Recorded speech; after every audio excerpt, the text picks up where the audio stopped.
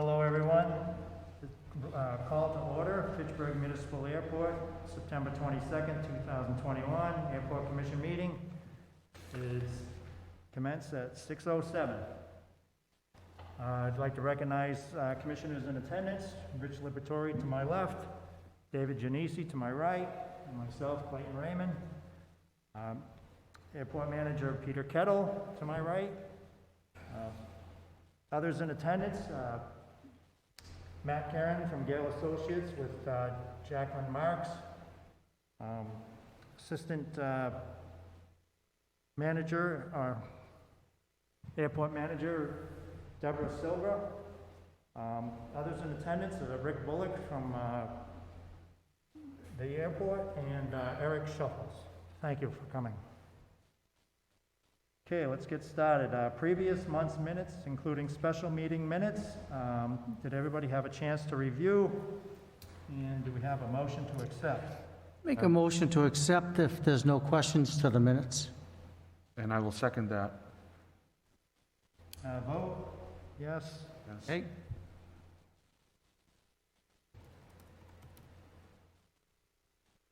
Action items from previous month's minutes. I do not have the previous month's minutes I thought I had in them. front of me. Do you know what the action items were, David? Yeah, I thought I had. I can pull up a copy of it, just give Yeah, me 1 second. please, could you, please. if you wouldn't mind, run through the action items, please.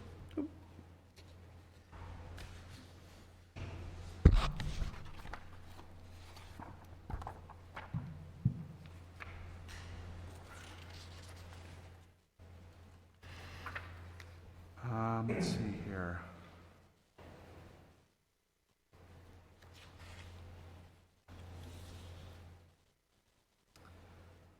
I guess I'll just go down the list. Minimum standards.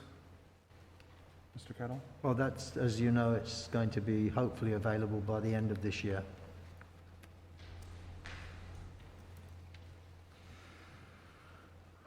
We have any update on the Fitchburg Pilot Association lease renegotiation?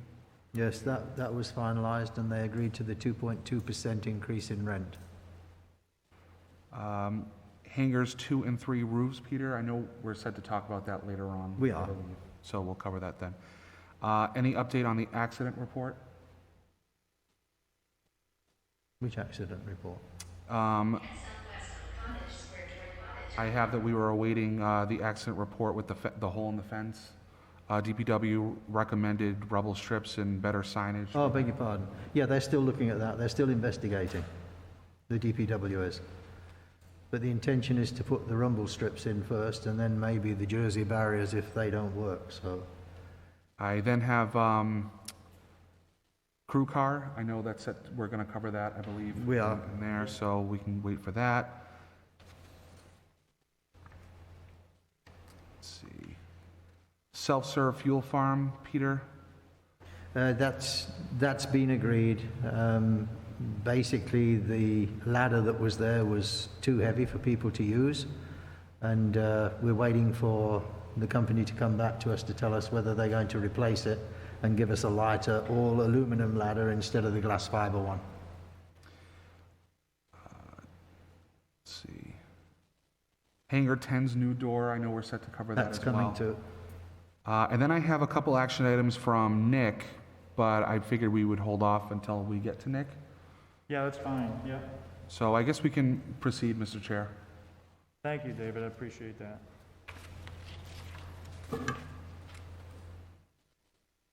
Correspondence to the commission.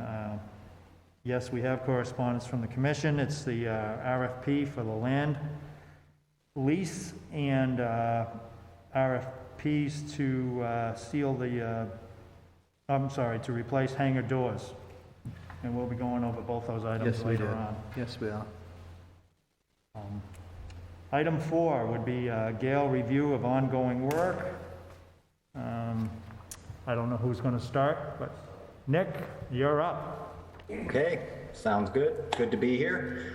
So a quick update on the runway project. We are working with the contractor to get the change order approved.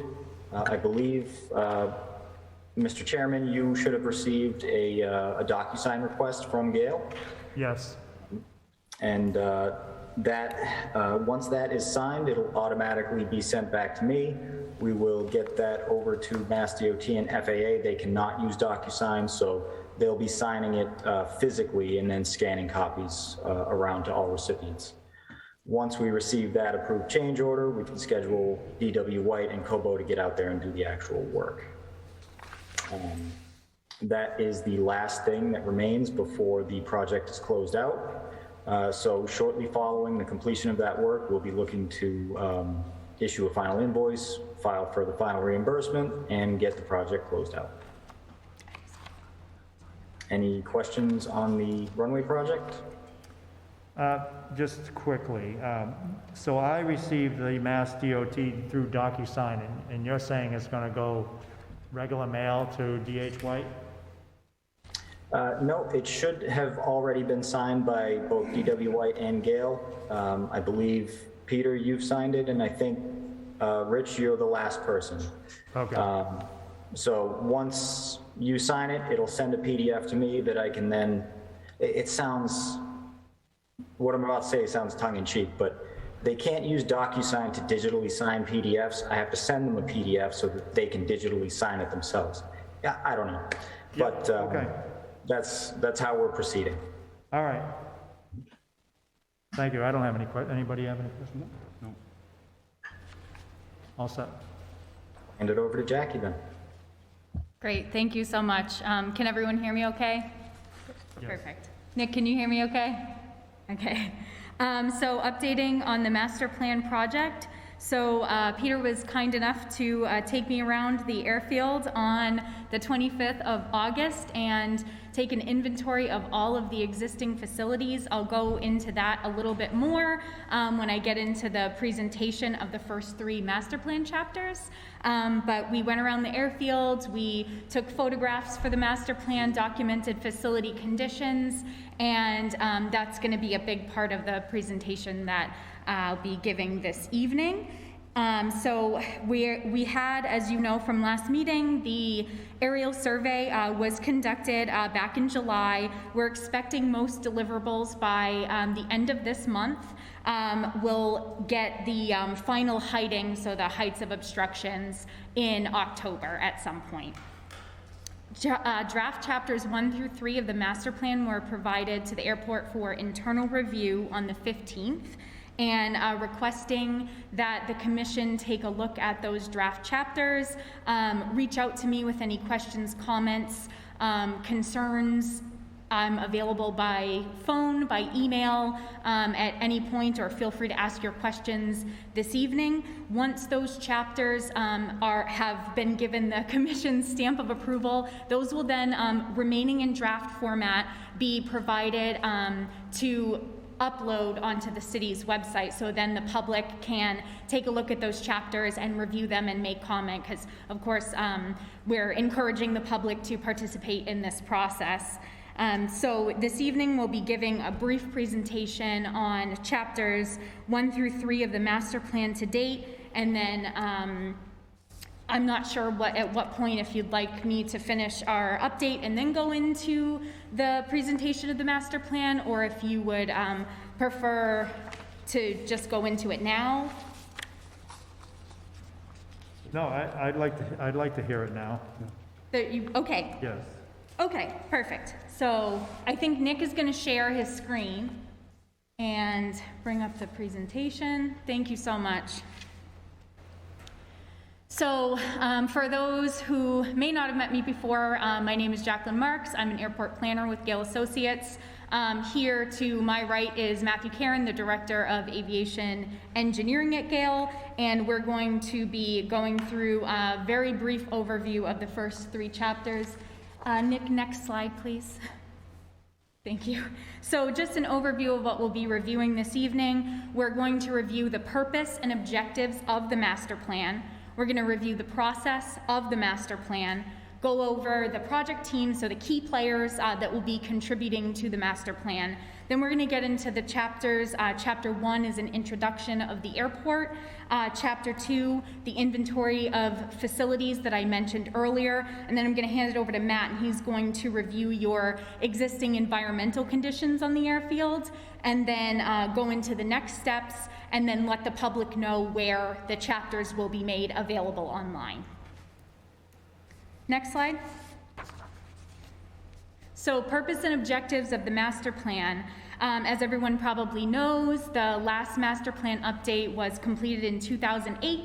And since that time, the airport has really made some significant changes and undertaken quite a great number of projects. So it's time to kind of take a step back, take a look at where the airport is going into the future and plan for future facilities. So what the airport master plan update will do is it will review all airfield facilities and review the adequacy of those facilities. So with respect to compliance with FAA design standards, safety standards, we'll take a look at whether or not those facilities can meet the existing demand of the current airport users, and then we'll project future demand that will be anticipated at the airport and compare the existing facilities to evaluate whether those facilities will meet future needs. And then we'll also take a look at the physical conditions of the facilities to document anything that may be aging or deteriorating and anything that might need to be repaired or improved. Again, as I mentioned before, the master plan process allows for the public to be involved in the future development at the airport. The plan will develop a schedule of improvements, so your priority projects in the short term, and then take a look at what might be needed in the midterm, so out to 10 years, then your long-term projects out to the 20-year period. And of course, as we go along and we move through these planning periods, any constructed facilities, just to take note, will be based on actual demand. So if you put a project, say, in the midterm improvements and those, and you realize that, wow, we really have a demand for whatever that facility might be, in the short term, you can certainly reevaluate and push that project up. Flip side of that coin, if the projected demand doesn't quite materialize as fast as you thought it would, you can, of course, defer those projects to a later year and push it maybe out to the long-term project. And then ultimately, at the end of the process, all of the selected development projects that the commission decides that they want to pursue will go onto what's called the airport layout plan. And that is the ultimate plan, a graphical representation of all airport facilities that are proposed for construction over the next 20 years. It's basically a big wish list of things that the airport would like to do over the next 20 years. Just want to take a quick pause and see if anyone has any questions, comments, concerns so far, or can I keep? Peter, yes. One question, please. Sure. It's very difficult to actually project what's going to happen in the future until we know what's going to happen to R4102A and B. So my question really is, does the first part of the development say, no, we're not going to get 4102A and B, and the second part saying this is what it's going to be like with R4102A and B removed? Yeah, Peter, so you're talking about like the forecast, your approaches? Right. Okay, so what we will do is probably have to operate under the assumption that you're going to get those type of approaches and the type of aircraft that are still capable of using a 5,000-foot runway. So it's not like your runway length is going to change, but your ability to get in during inclement weather and lower minimums and stuff like that. That'll certainly attract other type of aircraft. But I don't think picking one way or the other is going to have a significant effect on whether or not you're going to drive certain amounts of forecast into Fitchburg. I think there's enough data, enough historical data, fuel sales and stuff like that we can rely on. It is a forecast. It's not it's a crystal ball. So the expectation is, we're not necessarily going to pinpoint the exact number of aircraft and type of aircraft, but we're going to get as close as we possibly can. And like Jackie mentioned, it's really the traffic that drives future projects at the airport. It's not, if you build it, they will come type of scenario. So if we went down the road and the forecast was, let's say, lower than what turns out starts coming into the airport, you can adjust, and that's where that schedule of improvements comes into play, and certain projects just move into the short term or midterm as opposed to the long term, Okay. if that makes sense. Yes, it does. Thank you. May I just add onto that real quick? Of course. Yes. So the 4102 A and B, Peter, you're talking about is the restricted airspace by Fort Devens? Yes. So that is going to be where they just revised those areas. I'm not sure when the next time they might be looking to resize those are, but like we've talked in the past, we've gotten a high level of confidence that the FAA will be able to get you a straight-in approach on that end. So I hope that clarifies regarding at least the restricted airspace. Well, that's excellent news, Nick, if they can get us a straight-in approach, because it means cutting the 4102A and B in half. Correct. Yeah. So I don't know that it will affect that restricted airspace when your approach is published, but they'll design something that accommodates both. Okay, excellent. Thank you. Any Yeah, other questions? I have one question, yes. The airport master plan, does it include gray areas or areas that may be for non-aeronautical use? Is that part of this plan? Do they allow you to put a section in there for that? Yes, yes, they do. So you can designate an area for non-aeronautical use, and that's common on an airport layout plan. Yeah, the only catch to that, though, Mr. Chairman, is that if it's something that could be used for aeronautical purposes or it's contiguous with other aeronautical uses, that would have to go through the FAA for their approval. They don't just necessarily say, yeah, we see that you have excess land, why don't you go ahead and turn that into some sort of non-aeronautical use? It has to make sense. So just throwing that out there, would need to go through the FAA. They would need to approve something like that. We can certainly explore that type of use at the airport as part of this master plan, and we certainly will. With your input, of course, but ultimately the FAA would have a final say on whether or not they would deem a certain area on airport property, as adequate for non-aeronautical use, or they may just request that you don't and they keep it open for aeronautical purposes. Matt, do they have the final say on that? For something like that, they definitely do, because you'd have to go and do certain releases with the FAA, and I know the airport's somewhat familiar with that. I think I saw Vinny walk in. I know he's familiar with George Pantelli and the land use compliant officer at FAA, so yes, they would have the final say on that. Okay, thanks. So I would assume that a restaurant at the airport is considered non-aeronautical? Yeah, but now, yes, okay, I see where we're going with that. So now you're talking a landside facility as opposed to an airside facility. So yes, something like that is a revenue generator for the airport, I believe would be acceptable. Would be what? Would be acceptable to the FAA as a non-aeronautical use. Okay, and would need to be approved by them as well?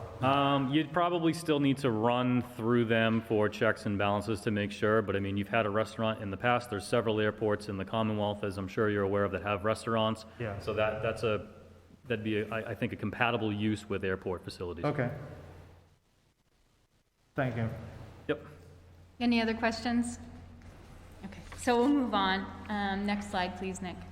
So the master plan process, we're currently in step 1, which is your data collection and forecasting. So this phase is going to basically build the foundation upon which decisions are made. It's going to give you all of the background information that the commission, the airport, needs to make informed decisions about selected improvements in the direction that the airport is going.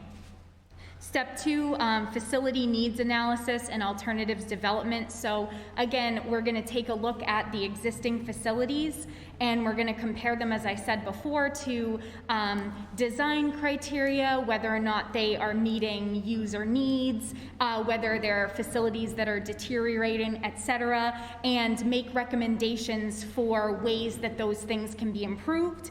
And then the alternatives development will take a look and see how can the commission implement those recommended improvements. So how large are the facilities going to be? Where are they going to go, et cetera? What are some of the ballpark costs associated with certain types of projects?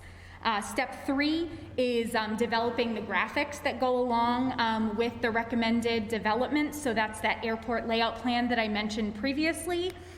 And then step 4, final submission and approval. So the FAA will actually have to approve any development that goes on to the ultimate airport layout plan. The other piece that the FAA will approve is the forecast of future demand. So those 2 items, everything else, they really just provide guidance and review, but those 2 pieces, the forecast and the ALP, they actually do have to approve. Next slide, please.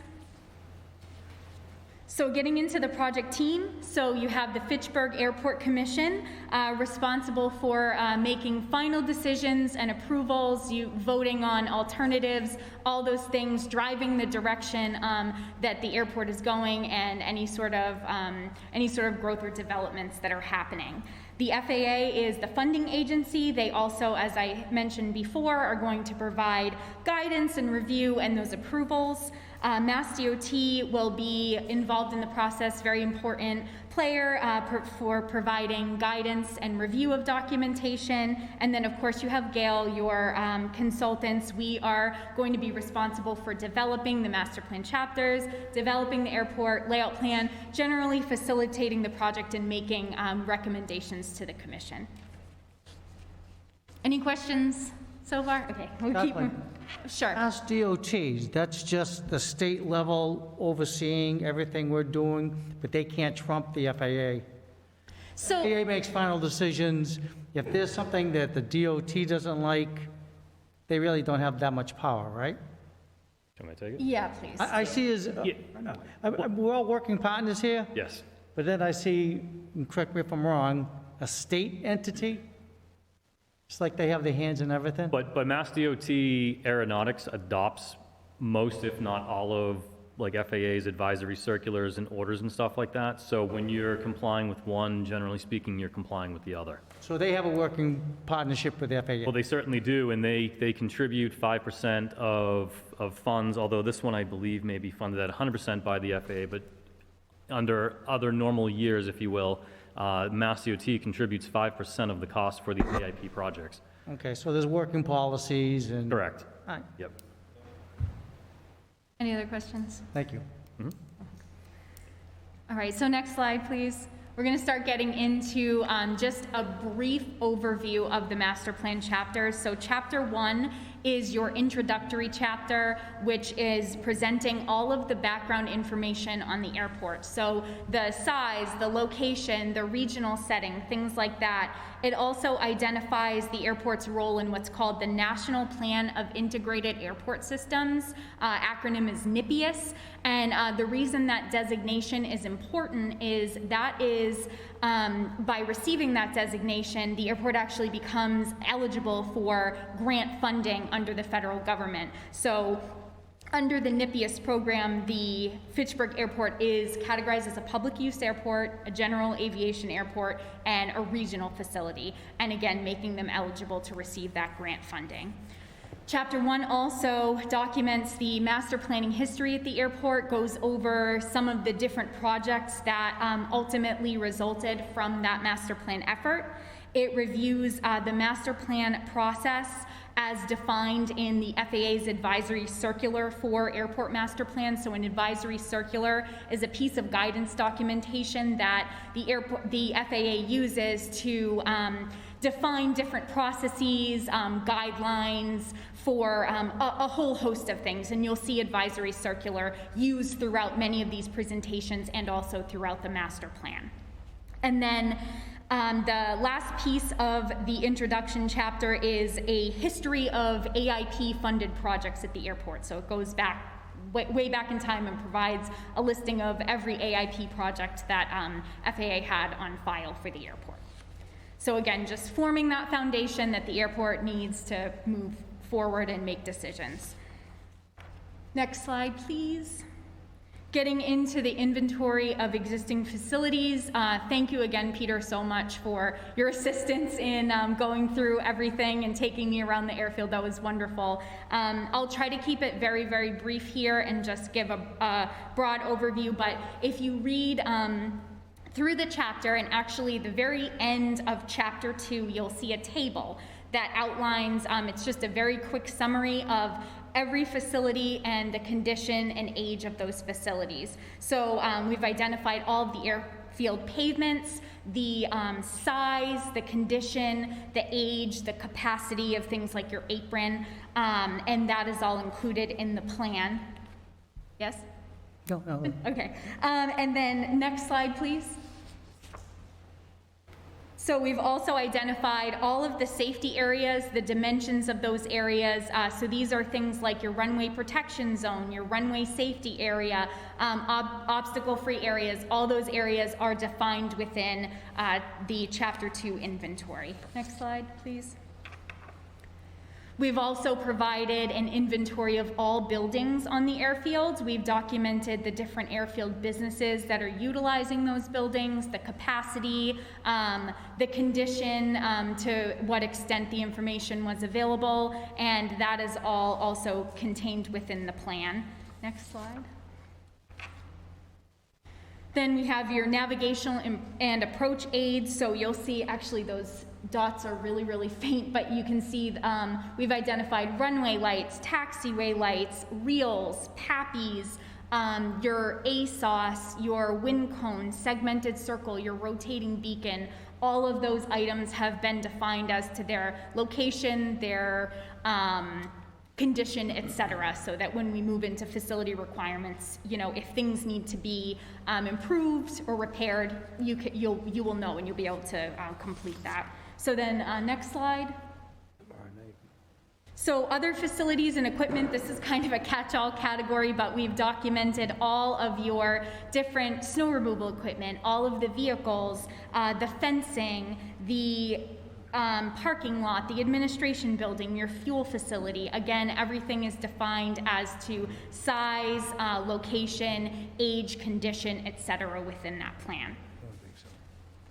Does anyone have any questions so far? Just pause quickly before I hand it over to Matt. Peter? Do you think the wildlife assessment that's being done next year will influence any additional fencing next down to the river? I think it will, yeah. Excellent. Yeah, no, I do. Yeah, the wildlife hazard assessment will review any sort of wildlife issues, and then it will also provide recommendations within that document for ways to mitigate those things, and exclusion from the airfield is certainly something that's commonly recommended. Thank you. Okay, so I'm going to hand it over to Matt, and Matt is going to go over your existing environmental conditions, and then he's going to close out the presentation. Thanks, Jackie. Next slide, Nick. Great, thank you so much. So yeah, this chapter here, not an overly long chapter, but your existing environmental conditions in sensitive areas. What this does is similar to your pavements, your facilities, your buildings, and things like that. It documents all of the wetlands and any other significant pieces of airport property that we may need to take into consideration as we get along into the master plan and we start making recommendations for future developments. So things like wetlands and areas that may be archaeologically sensitive, those get brought into the equation here. We evaluate those, we lay those out. And really what that does is it allows you to take a look. If you look at this plan that's up on the screen, as you start moving in towards future development and start considering hangars, which I know that there's a demand at the airport for right now, these things come into play, so you make sure you're not triggering any sort of wetland fill or anything like that that would get the airport in trouble. So we try and avoid those areas and propose development outside of there. Typically at the end of a master plan, it's usually followed up by an environmental assessment, which you heard Peter mention a minute ago, which is on the docket for the airport for fiscal year 2022 to comply with the National Environmental Policy Act. There's 14 environmental categories that the airport needs to explore prior to the implementation of projects because you're using federal funding that is. NEPA is triggered and you need to go through that exercise. So this chapter sort of gives us a little bit of a heads up as to what we may expect heading into the environmental assessment.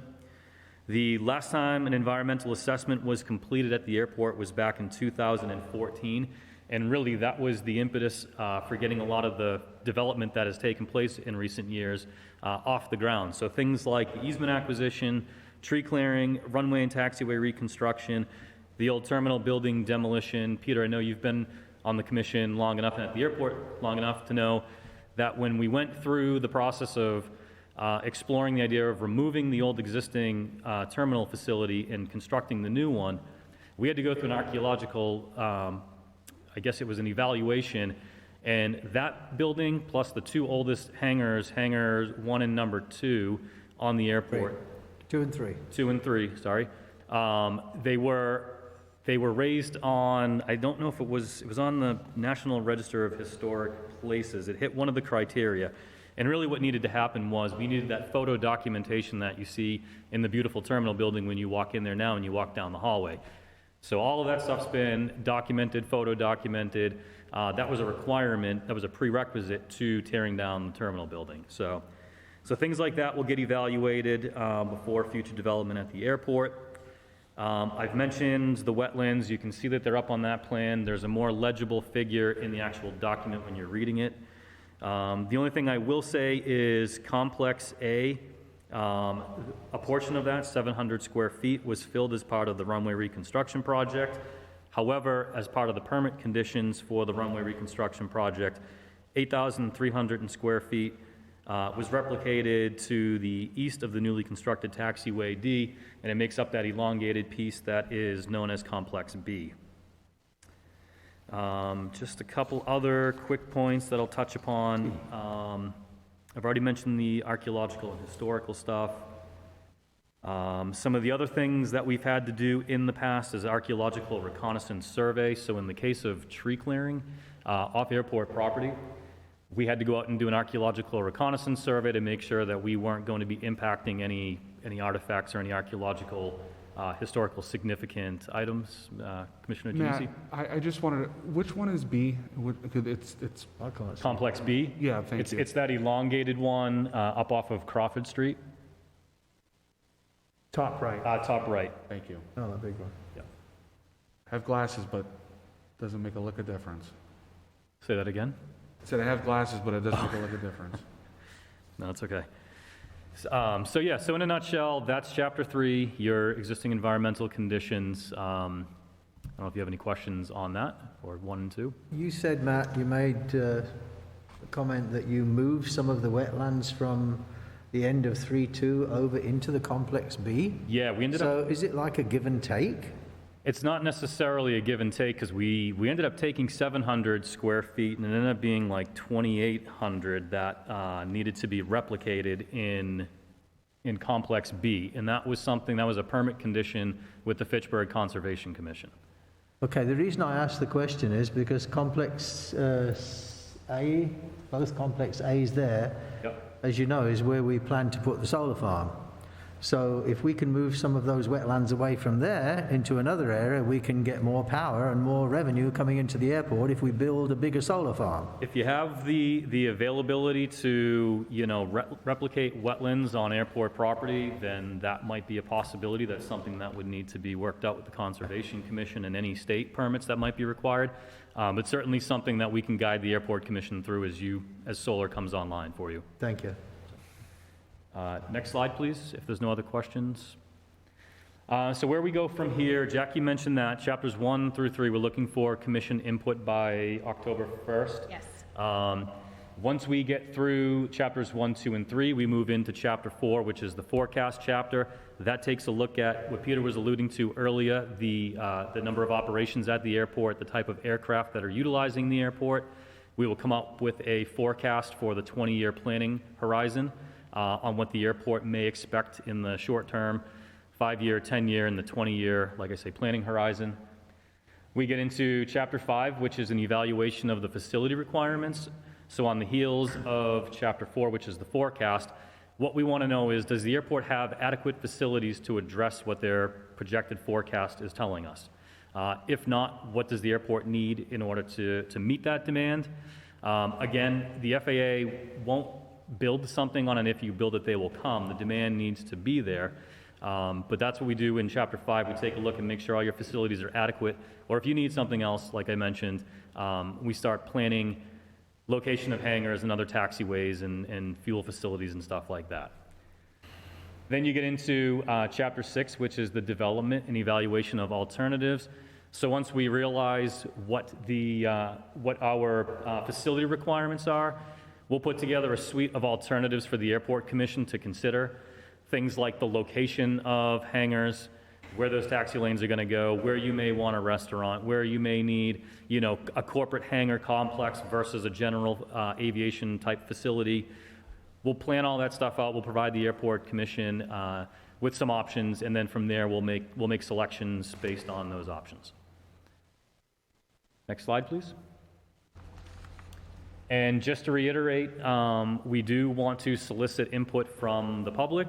So hopefully folks are listening. There's a link up there where these chapters will be posted as we get through the master plan process.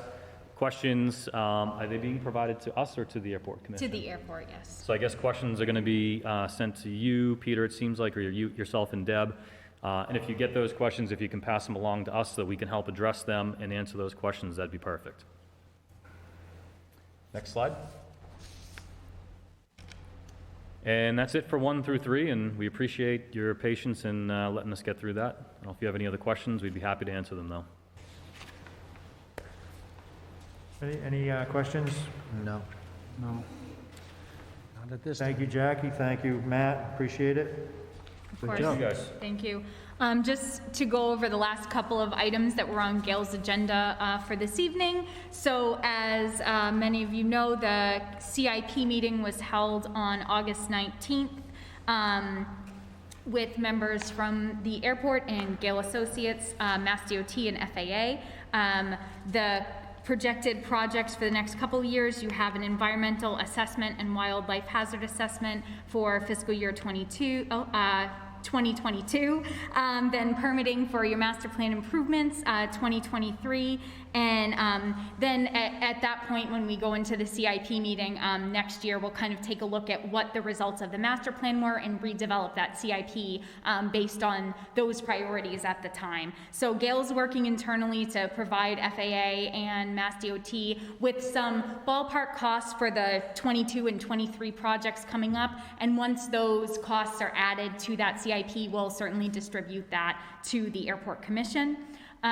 The last item, just to let the commission know, some Mass DOT pre-applications were submitted for several different projects. So you'll see them listed on Gail's update there. So installation of backup generator, modifications to the fuel tank system, hangar door replacements, and hangar roof replacements. And again, these are pre-applications just to kind of let Mass DOT know what is coming up on their CIP for fiscal year 22 so they can do their internal planning. So no funds have actually been applied for yet. It's just kind of giving them a heads up as to what is coming down the pipe. There's no guarantee that they would even fund those, but the funding split is 80-20. So 80% is picked up by Mass DOT, 20% local share on those, but they pick and choose a number of them throughout the Commonwealth. As you can imagine, a lot of airports are submitting, so there's no guarantee that they'll fund any of these. When would we know? It's a good question. Don't know. Funds need to be expended before June 30th of 2022. So hopefully it'd be sooner rather than later. The typical time frame is sometime around November, December. They actually let you know that they've approved your project. November being the earliest I've seen it, but hopefully I know they've been trying to work towards earlier notifications because things are so tough, especially if you're doing anything that involves construction with the weather. So hopefully before November, but at the very latest into December. Thank you, Nick. One comment, please. Yes, go ahead. Item 4, hangar roof replacement for hangars, should really be hangar roof coatings and sealant, because we're not replacing the roofs. Hangar roof coating and sealant. Coatings and sealant, Sealant. please. Okay, Thank you. thank you, Peter. Any other questions? No? Okay, Thank you. Thank you.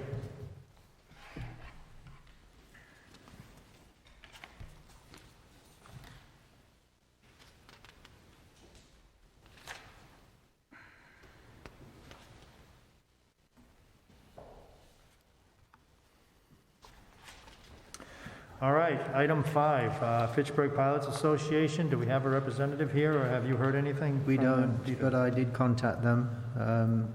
This coming Saturday, the 25th, Yep, there's going to be the Young Eagles event, okay, and I contacted the Board of Health to see if there was anything necessary in terms of masks to be worn, etc., etc. Because it's an outside event, they don't see any problems, but they do recommend that anybody that flies in an aircraft with a pilot plus 2 or 3 kids should all wear masks. And I forwarded that to the FPA. yeah, So, okay. Good, thank you. New business, lease assignment, Rick Bullock. I don't know, Peter, do you have more information on this? I guess Mr. Bullock would like to assign the lease that he currently owns to someone else, and I don't know if we can do that legally or how that works. And Mr. Bullock is here tonight, so I guess the question would be to the solicitor, does the current Bullock lease allow him to pass it on to another entity? So I don't have the lease in front of me. Do you Right. happen to have it?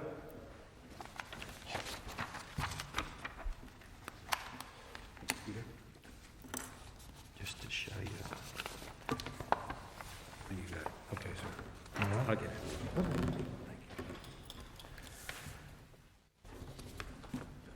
And there was this one as well, Benny. Sure. With your approval, you could. All right, so I'll just read it out loud so you can hear it. Sure, please. The lessee shall not assign the lease, nor shall it sell, sublease, or assign its business to any other part of, or any other part of the lease premises without the written approval of the lessor, which approval shall not be unreasonably withheld, delayed, or conditioned. So that would be in your sound discretion. Right, okay, There was a basis to deny it. You would want to articulate what reason you would have. yeah. Do you, Peter, do you know how much time is left on Rick's lease as it is now? I believe it's about 6 years, Rick? Yes, about 6 years. 6 additional years? And Peter, do you have your opinion as to whether it's beneficial for us to just allow Rick to do that, or would the city rather take over that hangar, or how do you view that? Well, it's a personal opinion, and now we've got the new runway in place. We often get a request for aeroplanes to go into a hangar that we don't have at the moment. And as you know, Rick, I've actually forwarded 2 requests just recently for a CJ3. If that was in our care, then we would lease that to that particular, or those particular people. Also, the fact that that hangar is capable of maybe space for 10 aircraft. There's also a business in there as well, which is Unlimited Aero Engines, Tim Hess. My personal opinion is that we would be better off keeping it within the city, because there's a nice conference room in there as well. But that's my personal opinion, only being in this position for 89 weeks. So that's what I've gleaned so far. Right. And plus the other fact is that we have the city owns 3 heated hangars on the airport, and as it stands at the moment, Mr. Corley has 2 of them. Yeah, So that would give him a monopoly on all 3 heated hangars, right, if he were to take that. right.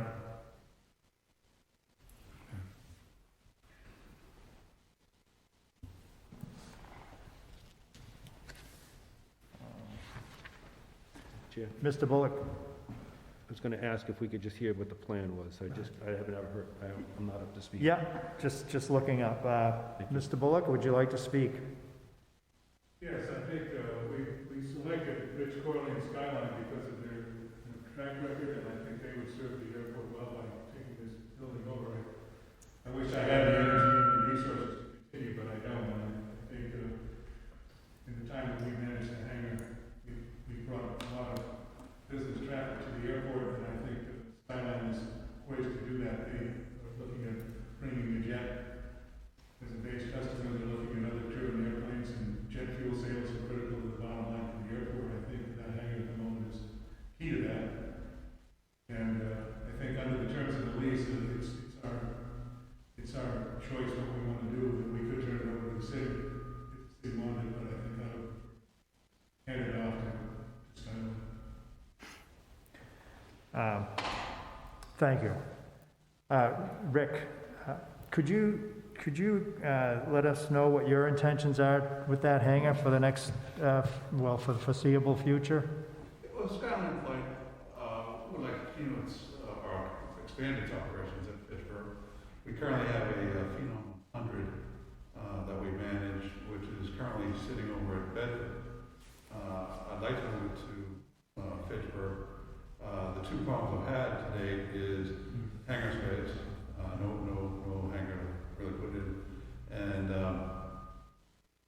the approach. Getting the jet in and out of there on IFR day is pretty difficult. So I'd like to see those two things addressed. But of course, number one is hangar space. Yeah. We need a place to put this jet. The other thing is we're actively pursuing the acquisition of a Pilatus PC-12. And of course, once you have one, you need two. And I would also need spaces to store the Pilatus. So the tenants that are in that hangar now, would they be displaced? I've talked to Mr. Hess. He wouldn't be displaced. We don't need that office space. And I've talked to really just one tenant, Ken McLean, and we have no plans on displacing him. No, I think what the chairman's alluding to, Rich, is the private planes that are in there, the 5 or 6 single-engine planes. Yeah, well, right, so Ken has two of them. So, Right. So I've talked to him. We would keep his 2 spots. I haven't talked to any of the other ones. So your ambition is to keep the Phenom in there rather than at Bedford? That's right. Yeah. And Rich and Skyline have accommodated the CJ3 that we weren't able to accommodate recently. It's due to arrive tomorrow, I think. And if the hangar were in his hands today, I think the CJ3 would be going in our hangar. Well, the good thing it is going into his hangar tomorrow, so that's a benefit. We work, I think, pretty well with Peter on We do. accommodations. Yeah, and I realize that, yeah. Any other members of the commission want to comment? It's fine. No, I think Mr. Corley made his intentions very clear.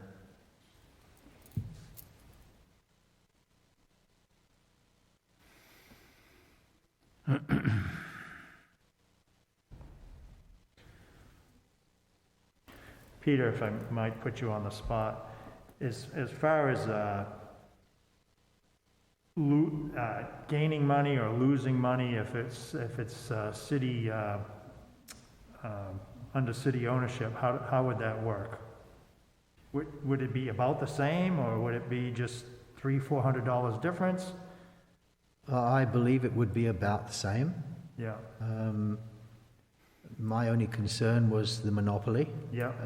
And I don't know if that's something that you can have at an airport, and I would look to the attorney to tell us that, but I really don't know if somebody's allowed to have a monopoly of the 3 largest hangars within an airport. But I guess as long as the commission approves it, it's acceptable.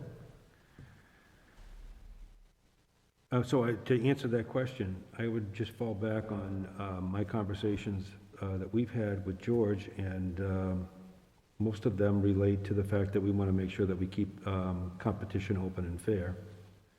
I'm not fully aware of the business dynamic that would make it clear in my mind that this would or would not create some type of lock on all business. I do know that we had that other issue about the gentleman who wanted to have access to the airport, but he didn't meet certain criteria to do business there. So I would suggest that you would probably have a better view of that, whether you feel that it creates an unfair competition. However, that being one issue, that might be a reason to reject a request for the gentleman to ask for an assignment. But based on the provision that I read, he's entitled to ask, he is entitled to a response that's not unreasonable. And if there's a rationale that supports a reasonable response, for example, you're concerned that there creates an unfair business environment, that would at least be a rationale. May I make a recommendation? Sure. Would it be advisable if I spoke to George Pantelli tomorrow and get back to Rick after that to get George's views from the FAA's perspective? Oh, I have no objection to that. No, I wouldn't have an objection to that. Yeah.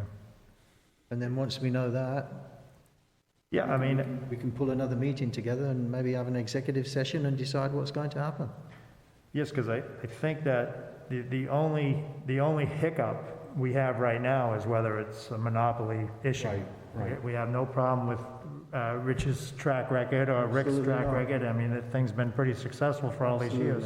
Absolutely. Yeah. It will, of course, you know, there is no other space that I'm aware of on the field that will house the Pilatus or the Phenom, so. Yeah, We will obviously have to move that operation to another airport, and, yeah. you know. Is the Pilatus is here already, or is it at Bedford? No, we're hopefully in the process of acquiring. Yeah, okay. Are you one of the 7 people looking at the 7 new hangars? Yeah. Oh, Rich? Right, thank you. So should I do that? I'll speak with George Yeah, Pantelli please. tomorrow and Yeah. get back to you all, and can you give us a week? I mean, is that okay? Ask them Yeah. if they can give us a week, and Yeah, is that acceptable if we, how about 10 days? Well, I think we were trying to shoot for October 1st. We can try to accommodate that. Yeah, I mean, George is at your fingertips, he's not on No, no. vacation? absolutely not. Okay.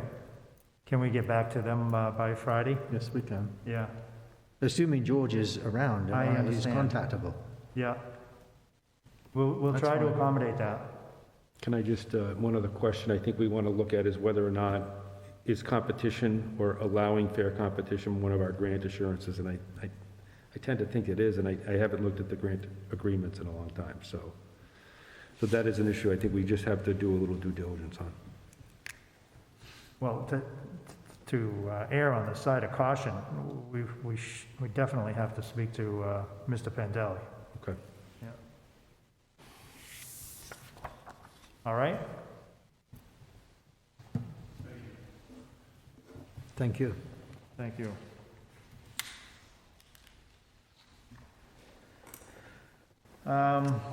New business, Chamber of Commerce presentation. I would assume that's Mr. Kettle? Yeah, on Friday, we gave a presentation to the Chamber of Commerce on the Fitchburg Airport. It lasted about 35 minutes.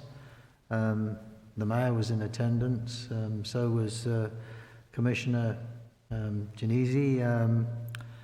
I just thought it was good to bring it up here, and I personally, the reaction that we got, I think it would be advisable at some time to make that presentation to the City Council, to let them know what's going on down there.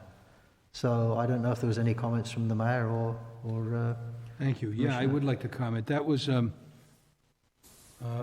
I suggested to Peter afterwards that we should take this on the road, his act. It was that good.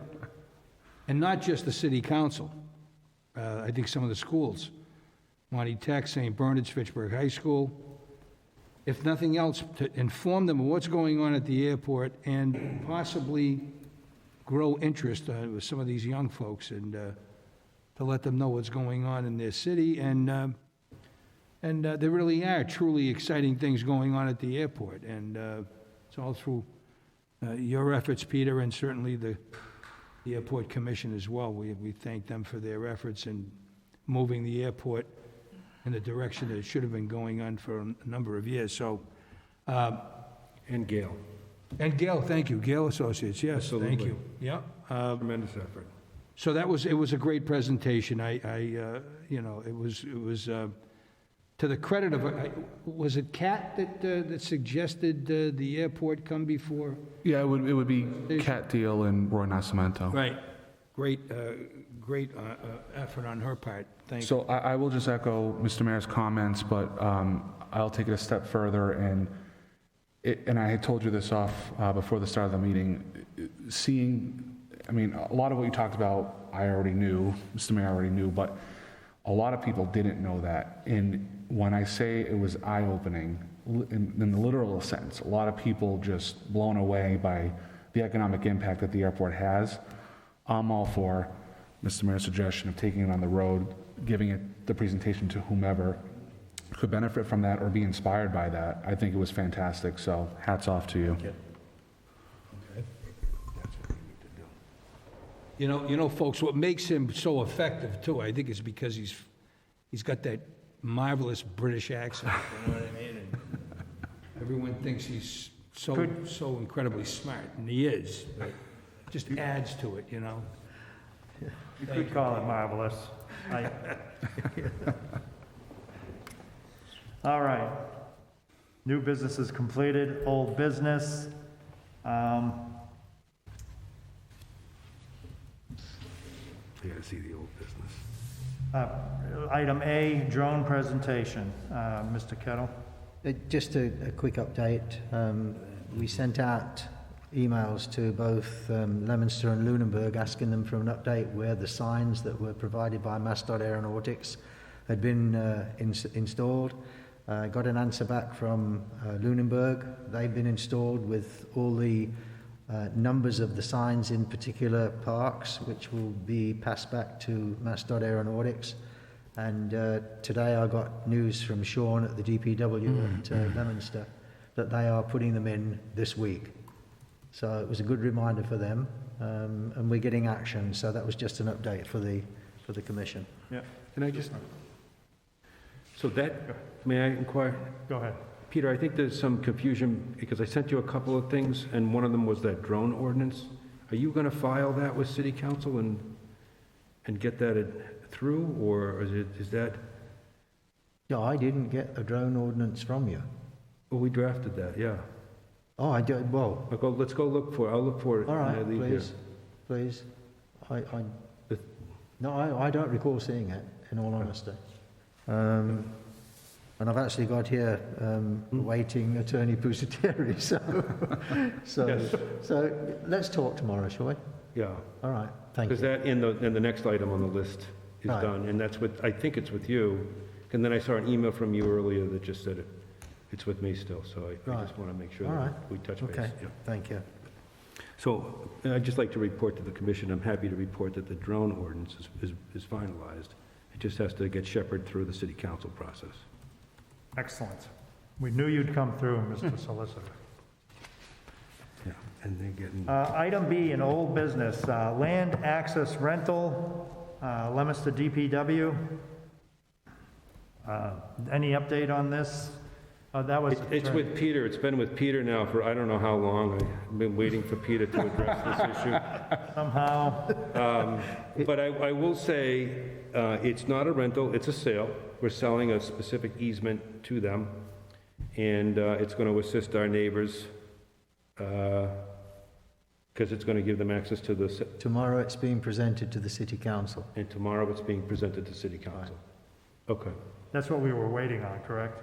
Yes. Yes. I've also told Mr. Piermarini some months ago that they need to have an order from their city council, because in the easement, there are mutual covenants going back and forth between us and the city of Leominster, and their mayor will also have to execute the document. So he does need to be refreshed on that.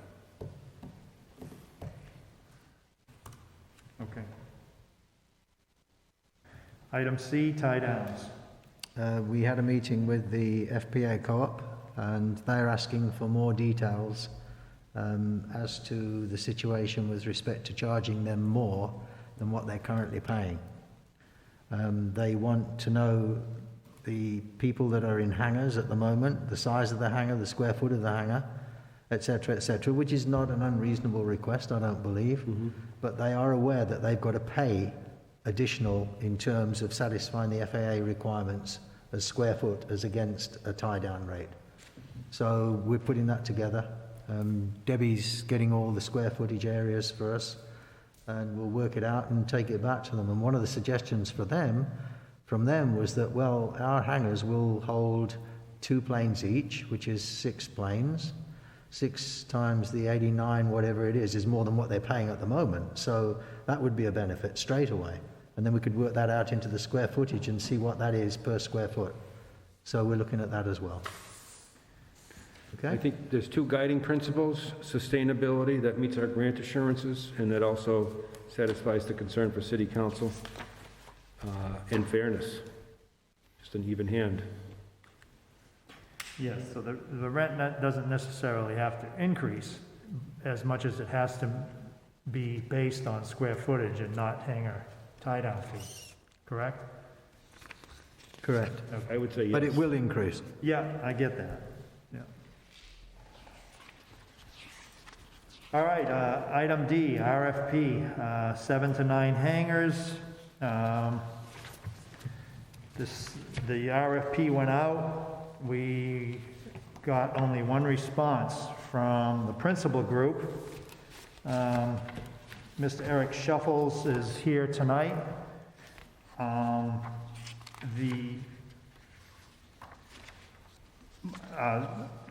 Large portions of the RFP were met, and there are some exceptions that are on this. And I think before the commission starts picking apart dollar amounts and square footage and size of the ramp, we really need to get down to the nuts and bolts of what is not acceptable to their proposal. So, Eric, not to put you on the spot, but we need to go over the exceptions, if you would. Labeled conditions and qualifications to the bid.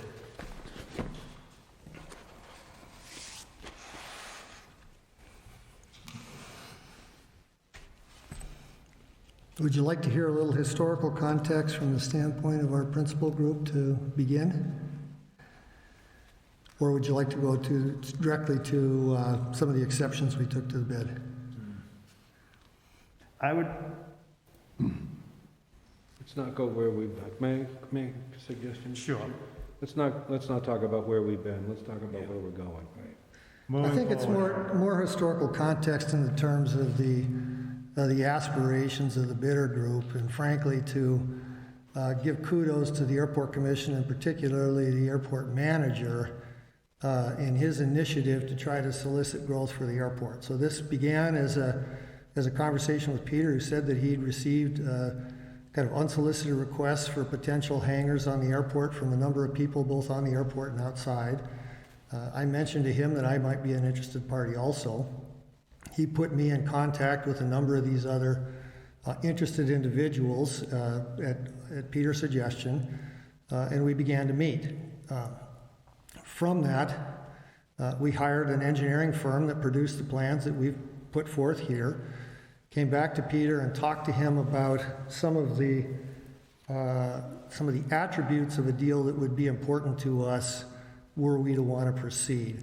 There's 2 primary attributes, and those are going to come to some of the conditions that you'll speak to here in a moment, so hence this historic context. Yep. First and foremost is that a ground lease like this anticipates property rights that are going to go for a particular period of time, at which point they'll be extinguished. In other words, we'll give up whatever rights we have in the improvements we put on the land at the end of a period of time. In the case of our particular group, we suggested that we were going to be unwilling to go forward unless we were able to avail ourselves of what I'm going to call kind of a guaranteed 60-year term. Peter suggested that that was at odds with FAA's position for airports like this, where they suggested shorter terms. And we suggested we fully understood that. We were absolutely cognizant of that. And if that was the position, that was fine. But we as a group were not interested. He went back and he spoke with the FAA again and got them to consider 50 years. Fine, but we're still not interested. Came back again and said, if you can put a critical mass together that represents a substantial block of people that will make it worth the while to consider it, I'm putting words in his mouth, I believe that we will be able to convince the FAA to go as long as 60 years. Fine. With that, we proceeded. I would hope that you would see that the size of the project that we're talking about should meet those minimum constraints. So some of the things that we're concerned about here are effectively the exceptions that could be taken to our ability to avail ourselves of those 60 years. I think the second thing that we were concerned about is kind of fundamental to the property rights implied by the ground lease. And I know it's the position of the airport to try to adopt a standard lease across the airport for utilization with all tenants. This lease is really reflective of a lease for building tenants where the airport itself owns the improvements and the tenant doesn't have substantial capital put into them. So some of the things that we've reflected in here, reflecting, say, the airport's unilateral rights to decide that they want to take it back for airport purposes without any consideration, would be a non-starter for us. So fundamentally what we'd ask is that the lease reflect the ground rights that would be appropriate to ground lessors. We've only given a couple of examples of that, but there are more. We have, in fact, been able to successfully negotiate with the airport for satisfactory leases before, in that I personally was a trustee of the Fitchburg Aircraft Condominium Trust and worked with the airport to restructure a lease here some years ago. So that is the context. I think what you've heard tonight from Flightline and others is that there is, in fact, a demand for more hangars on the airport, and more particularly hangars for classes of aircraft that I think the Airport Commission would find beneficial. Things like the Pilatus or the Phenoms. Those are very large turboprops or smaller jets. They typically would like to be housed in individual hangars rather than large group hangars. They oftentimes would like to be owned separately as condominium interest as opposed to being rented.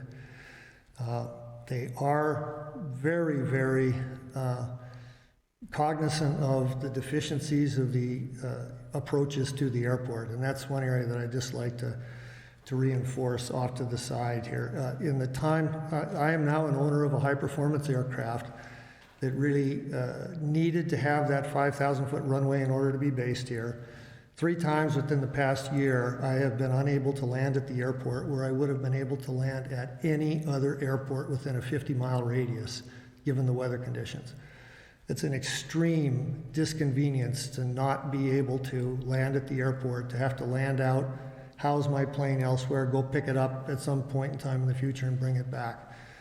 It is a very large problem. You will not be able to attract this class of airplane without fixing these approaches. And I know that Peter is working incessantly on that because he hears it from his customers on a daily basis.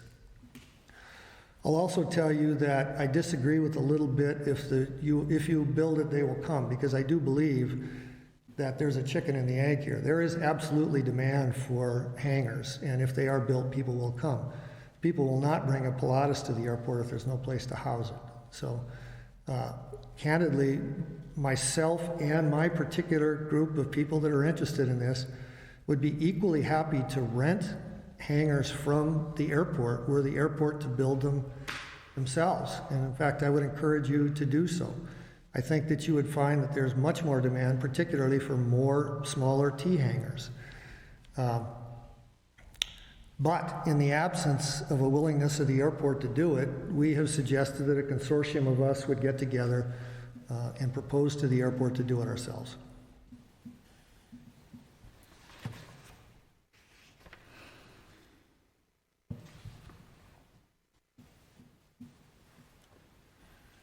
So if I could ask the solicitor to comment, have you seen their RFP that came in through Mary's department? But before we get to the actual document, what I heard, I think, is, should be somewhat concerning. Instead of creating an RFP process where we create competition, what we have now is encouraged a group of people to come together and destroy that competition. So instead of dealing with 9 different individuals with each individual competing interests, what we have is a singular group, almost unionized, negotiating terms. So the whole concept behind best business practices to put an RFP out is to take advantage of each individual's viewpoints, perspective on what is good for them, and to take advantage of somewhat, to a certain degree, and it's not a bad thing, greed. I want this. I want this, so I will respond to this RFP in a more generous, because I know there are 8 other people that are interested in what it is that I want. And that kind of dynamic is how you're going to get a proper response to an RFP. So I'm going to suggest to that first. We had a similar situation, and I know the gentleman is well-versed. He was working with us, and I really, with great pleasure, worked with him, and we solved the fact problem with Fitchburg Airport Condominium Trust. But even that was an unfair dynamic with the airport, because in that situation, we had an airport that was dependent upon fuel sales to a group of about approximately 50, yet again another group, and I think they stopped buying fuel from us. And it was at that point in time that the Airport Commission, then constituted, agreed to an escalation clause in that lease of 50% of the CPU. And it's informative, especially right now when we hear, everywhere we hear is in the news is we're in this inflationary period, and we're all spending more money when we go out and obtain consumer products. So for, I think it's a 60-year period, it's a long time to only creep up 50%. And after a while, it's going to work against future generations' interests in the airport. So I think the process, when we start off saying we have a group, that begins an issue of the RFP itself. I know that there is a desire for a 60-year. I think an RFP should say a blank term. I've suggested that to the commission before. I think we should have been blank on price. We should be blank on term. If we have 9 different people saying, this is the term I'm willing to do, and that's one of the measuring metrics to whether or not we accept an RFP, or a response to the proposal, or the proposal, I should say, then, we may get somebody that's willing to say, maybe I'll put 55 years down, or maybe I'll do 40, because I want to be the one that gets my hangar there. So I think we start with that process almost flawed in the beginning. I listened to the gentleman's remarks on the building lease and the land lease. I think we have 2 very separate leases. I think one is geared towards buildings, and I think one is geared towards land.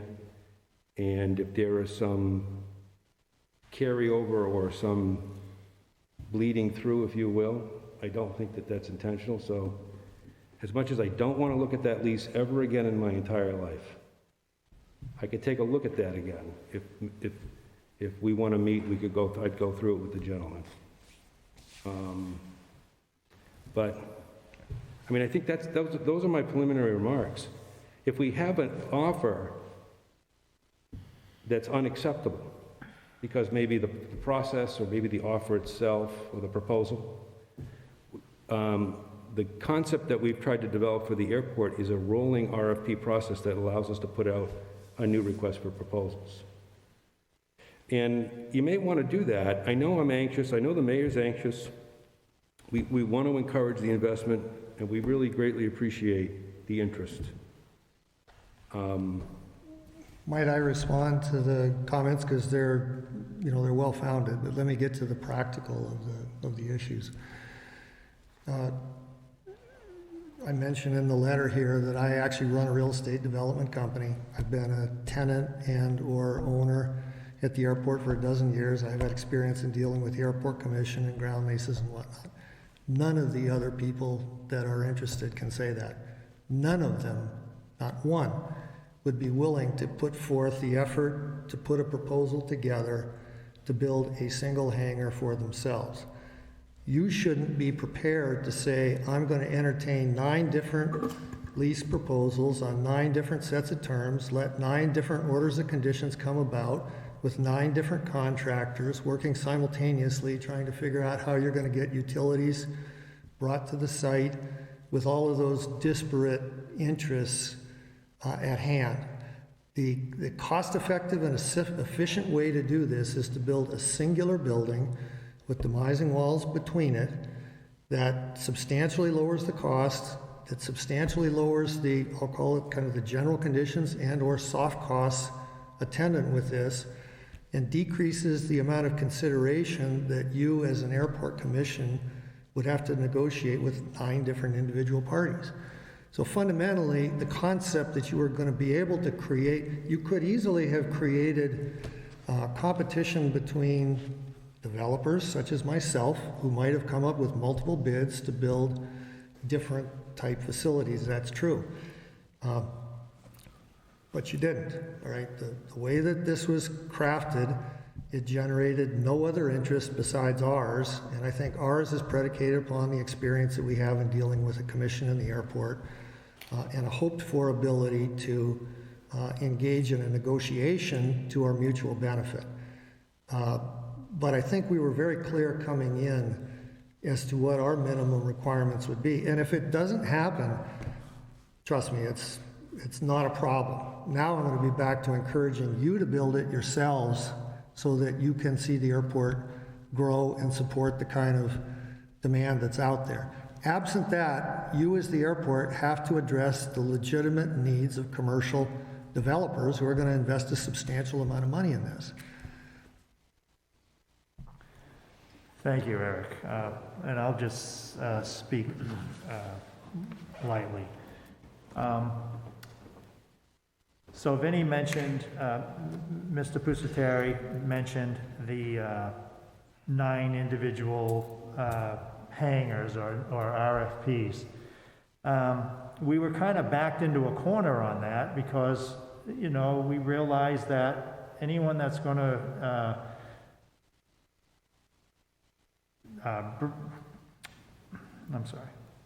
anyone that's going to ante up millions of dollars to build hangars is going to want some 60-year assurance to get, their money back.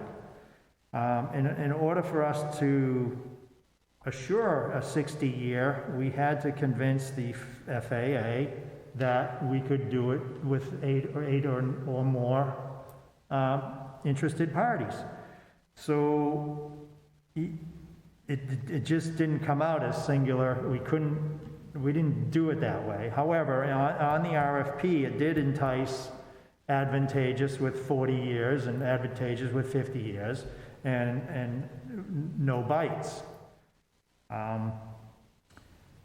And just a quick note on some of the language in the lease that never, ever wants to get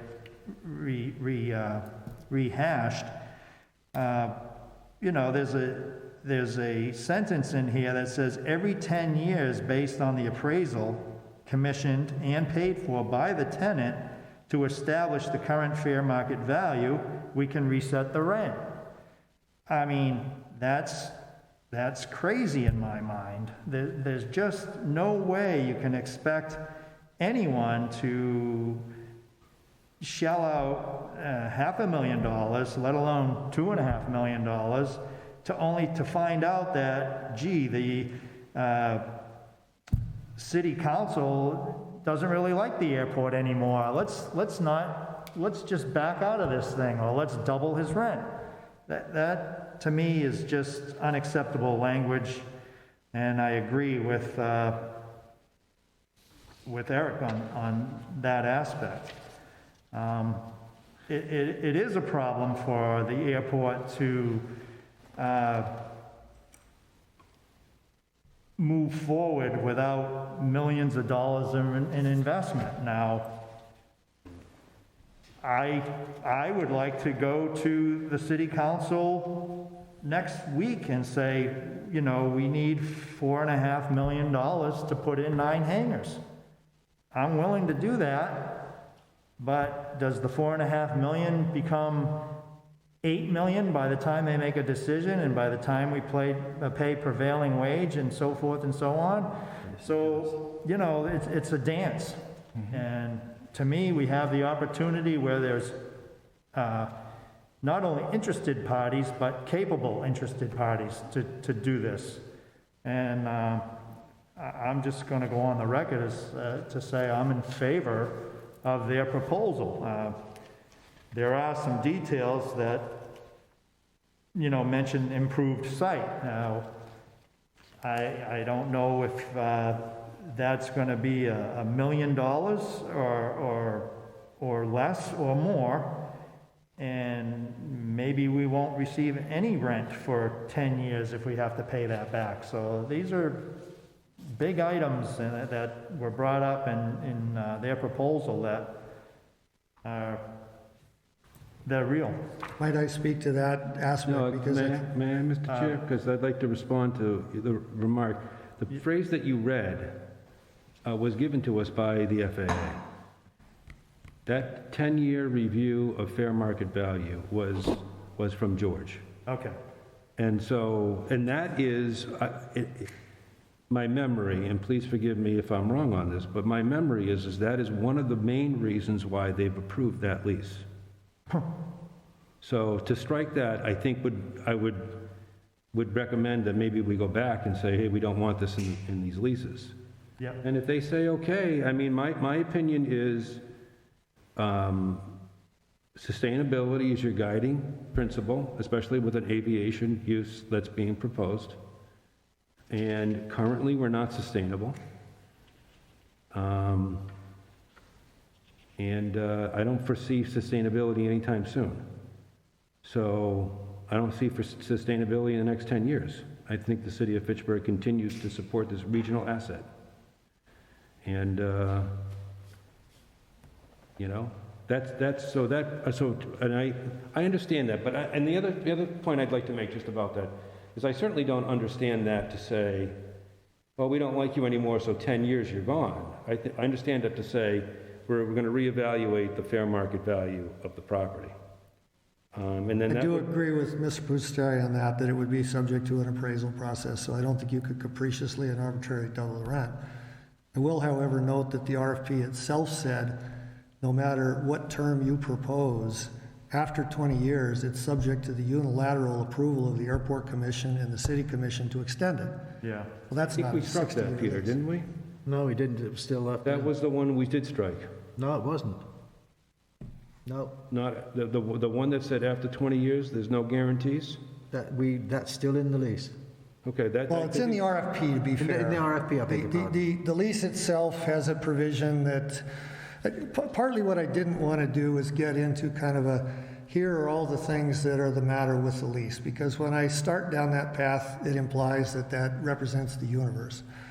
I think what we're rather trying to tell you is that you've got a group of interested parties that are interested in the success of the airport, in putting capital investment into the airport under economically rational terms, and that we have the capability and the wherewithal to understand how it needs to be done, and the capability to actually execute.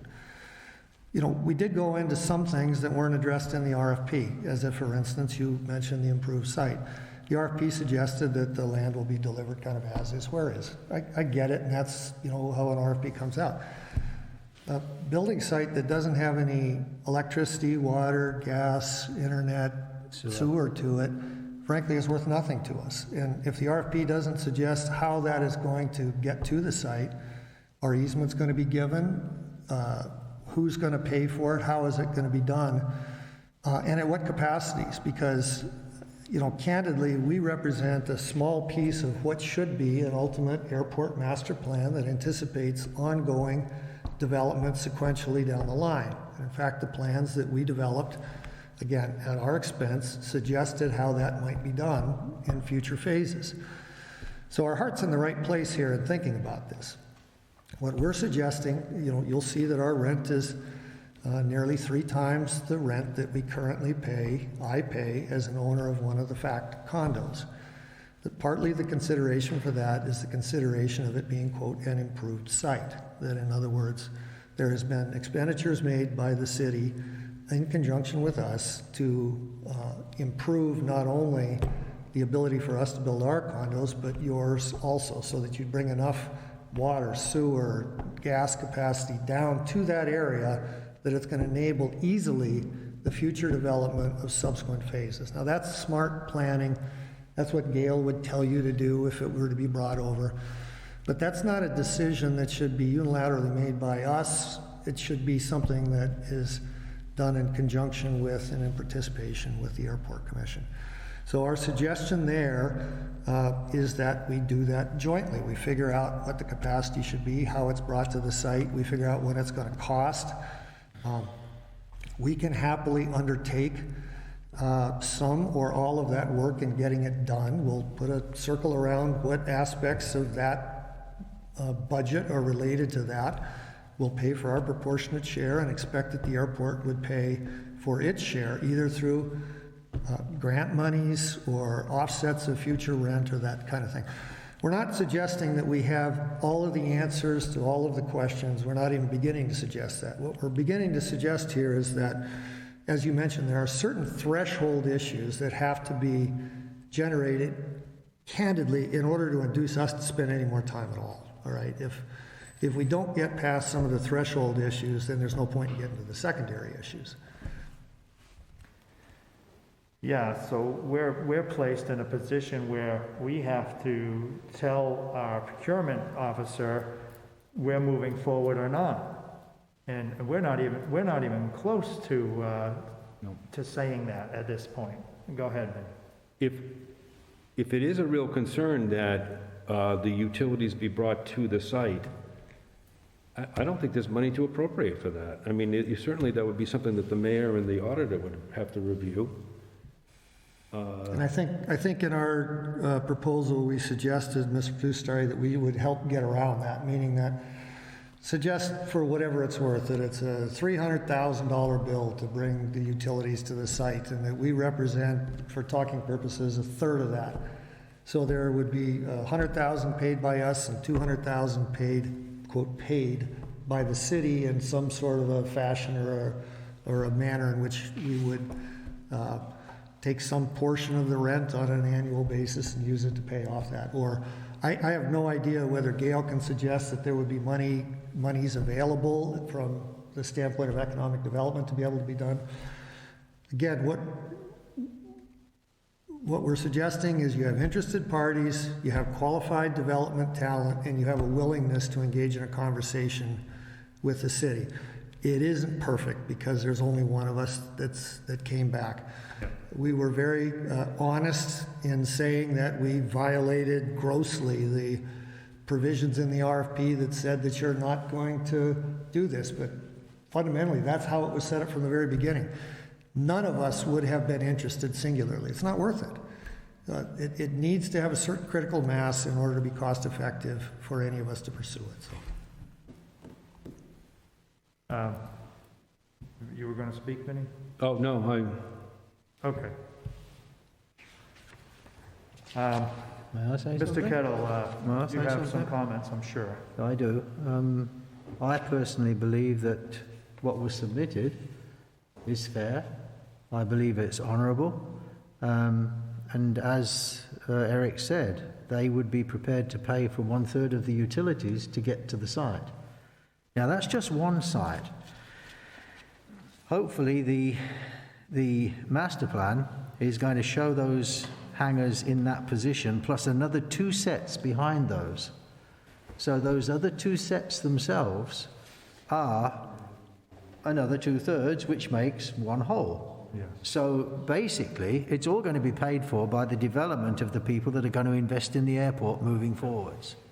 Now, the thing that I really liked is that one paragraph, and you all got this, but I'd just like to read it out, if I may, Mr. Chair. Yes.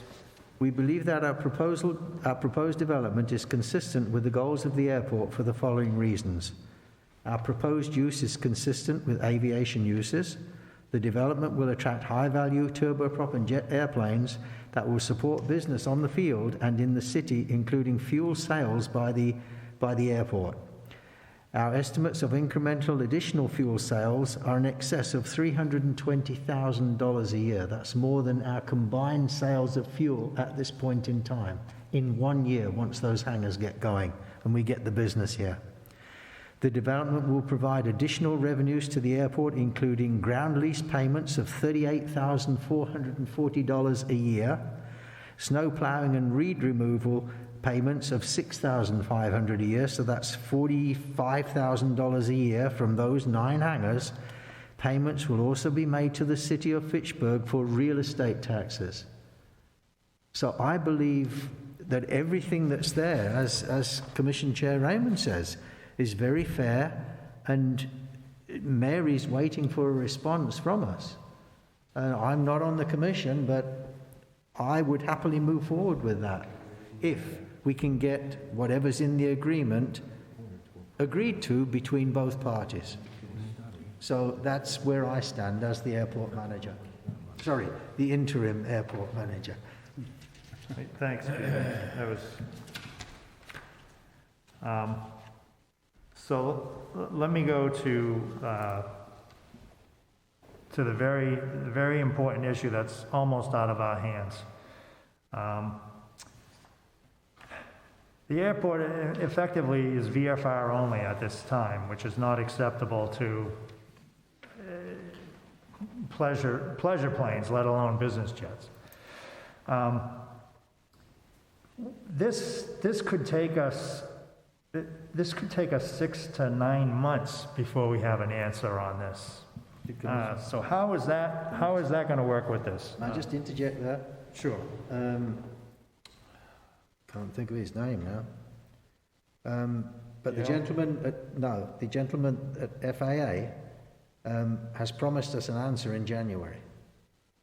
So that's 2 months away, 3 months away. We missed that out down here, I'm sorry. Promise the what, Peter? He's promised us an answer on the new approach plates and the LPV coming in, in January.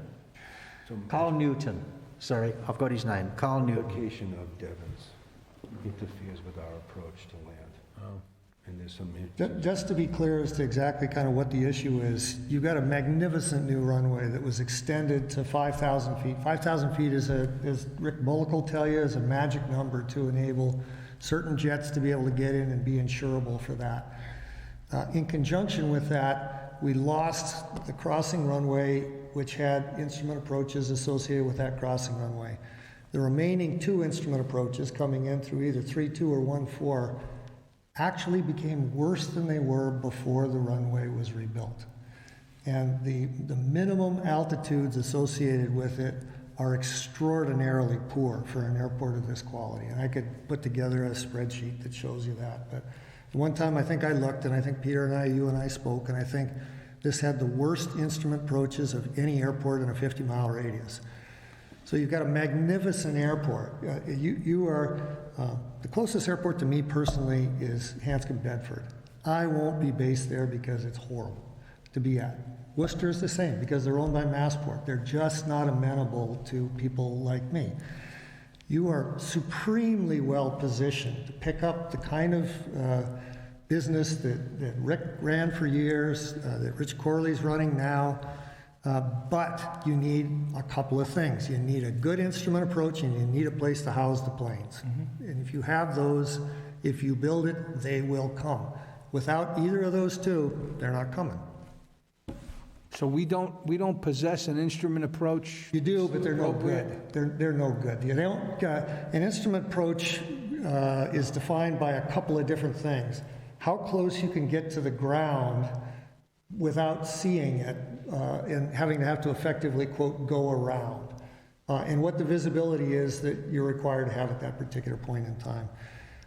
In this case, the instrument approaches do not allow you to get close enough to the ground, i.e. to get below weather in order to be able to land. And as I've mentioned, 3 times in this past year, I've been unable to get into the airport in a very high performance airplane that needs to be able to access it. This is going to get fixed. The reason why we bother to even do this is I know that Peter will get it fixed, but it's to get it fixed, last I heard, it was, it could be 18 months. You're dealing with the FAA. That R4102A and B are very, very big deals because they're right in the middle. The prevailing runway at Fitchburg is runway 32. What percentage of the takeoffs and landings go there? 75%, something like that. Runway 32 now, from an instrument approach standpoint, is not allowed to be used at nighttime, which would mean you'd have to do a circle to land. It's an extraordinarily dangerous approach. It basically means that the Fitchburg Airport cannot be used by instrument planes at night. It's ridiculous. I mean, it is really ridiculous. Hence, the confidence that it will get fixed is why we bothered to spend any time and effort. We'll have to be satisfied that it will be fixed before we'll put this investment in, because if we build it and that's not fixed, they won't come, period. Why wasn't that incorporated into the construction of the runway? Isn't that part and parcel of I mean, I'm talking about the infinite wisdom of MassDOT. You know what I mean? That wasn't incorporated into the price tag? It was incorporated, but when they came out, they were worse than what we had before. And that's when Gail and we all went back to the FAA and said, look, this is ridiculous. So they then started to look at it again, and this guy, Carl Newton, has promised us an answer, an acceptable answer, by January. That's where we've got him to now, instead of like 15 months. Peter, what's the impediment that keeps us from having the instrument approach? Can you explain that? What's the problem that keeps us The from... Devens, Fort Devens has a restricted area, yeah. Just could you repeat that, sir? Yes, so Fort Devens has 2 levels of what are called a restricted area. Restricted area, there are different classifications of airspace. Restricted area is an airspace that you cannot fly through without explicit permission from an approach controller. It's set up in a couple of tiers based upon height, and it's right dead down the extended center line of runway 32, such that when you come in, you cannot be assured. You can be coming in and the wind can be coming dead down 32, the ceilings can be low. You can't be assured that you're going to get that approach because the area would be so-called hot. So you'll talk to an approach controller and you'll say, is 4102 hot today? And they'll say, give me a minute, I'll have to call and find out. If they call and say that it's hot, you can't fly that approach, period. Cannot fly it. And you can go into 1-4, but then you're going to do a circle to land. Again, not a maneuver that any pilot wants to do in marginal weather conditions. So it is a big deal, big deal. Today we had a Phenom coming in at 10 o'clock this morning, and because the weather closed down, he went to Hanscom. We'd got the fuel truck there ready for him to pick up fuel, but he diverted to Hanscom. Where did he go? Hanscom Field. So again, I have no doubt, because you're not going to have a runway of this class. This will get done, but it can get done with pressure by the FAA more quickly, where you express concern that says, how the hell did you let this happen? That we built a brand new runway and now I have all of my customers telling me that it's not worth a damn. So and Peter has been doing that in spades. I've seen the emails, I've seen what he's been doing. I am convinced that he is prosecuting it properly. Thank you. This, frankly, was intended to be able to slide under the nose of the FAA and see what an impediment you have to our ability to grow the airport.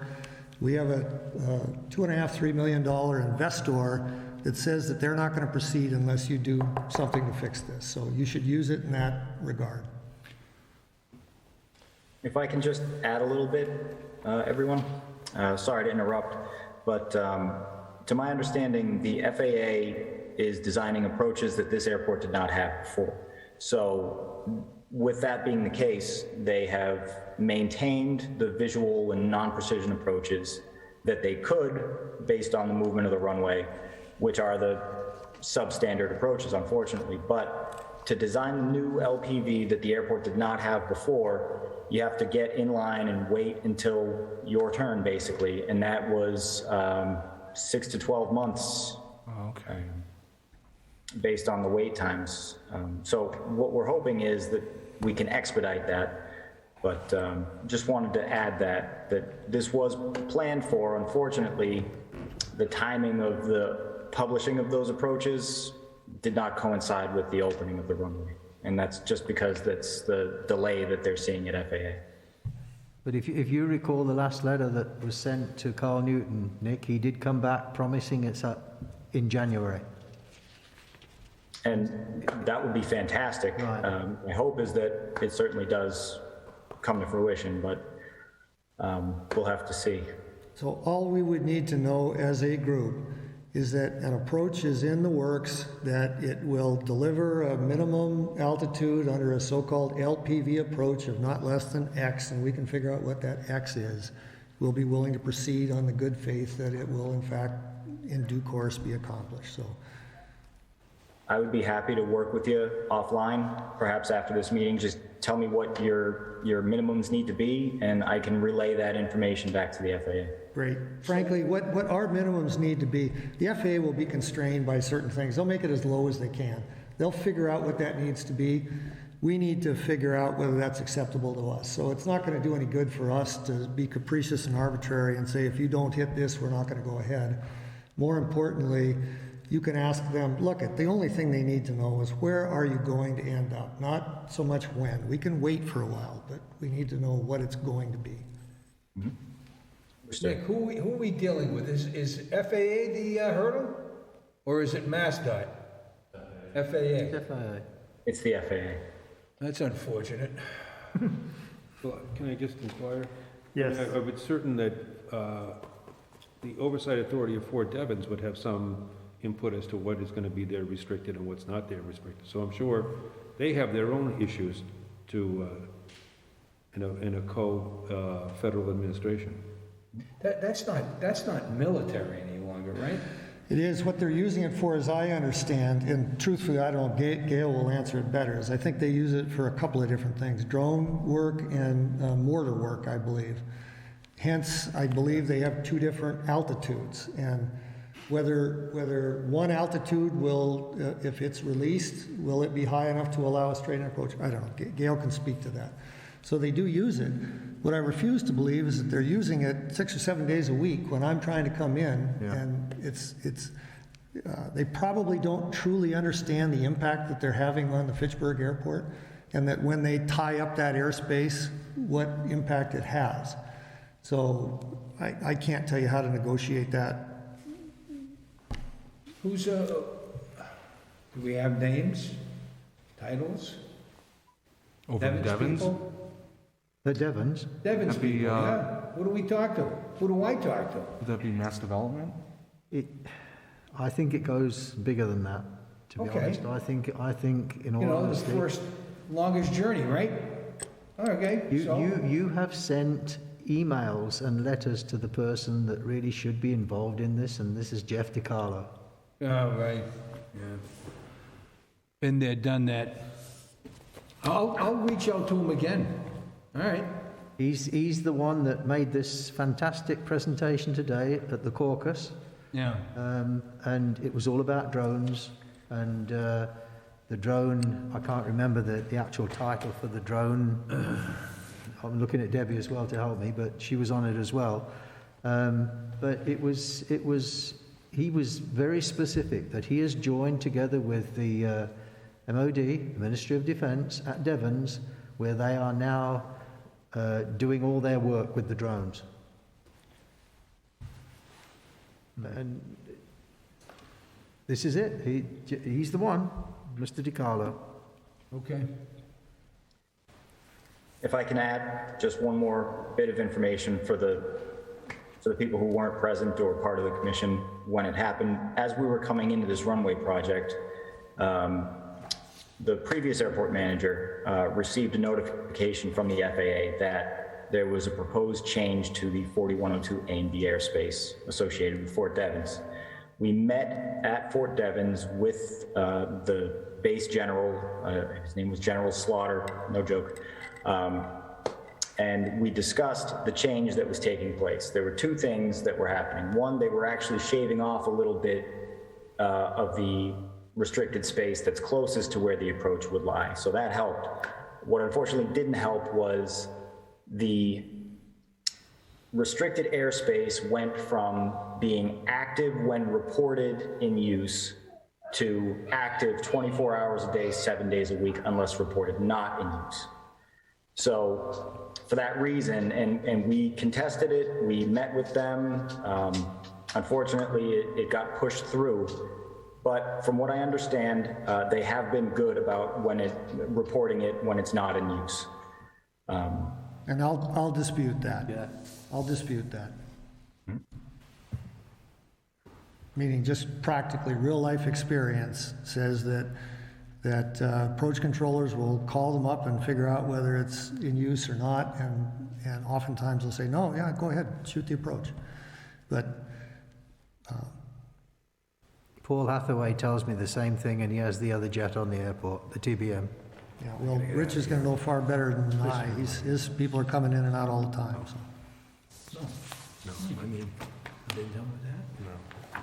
So the commission is, I don't know what we're gonna do. has to make a choice whether to move forward with this proposal. It's not perfect. There are things that need to change. It's going to take some time.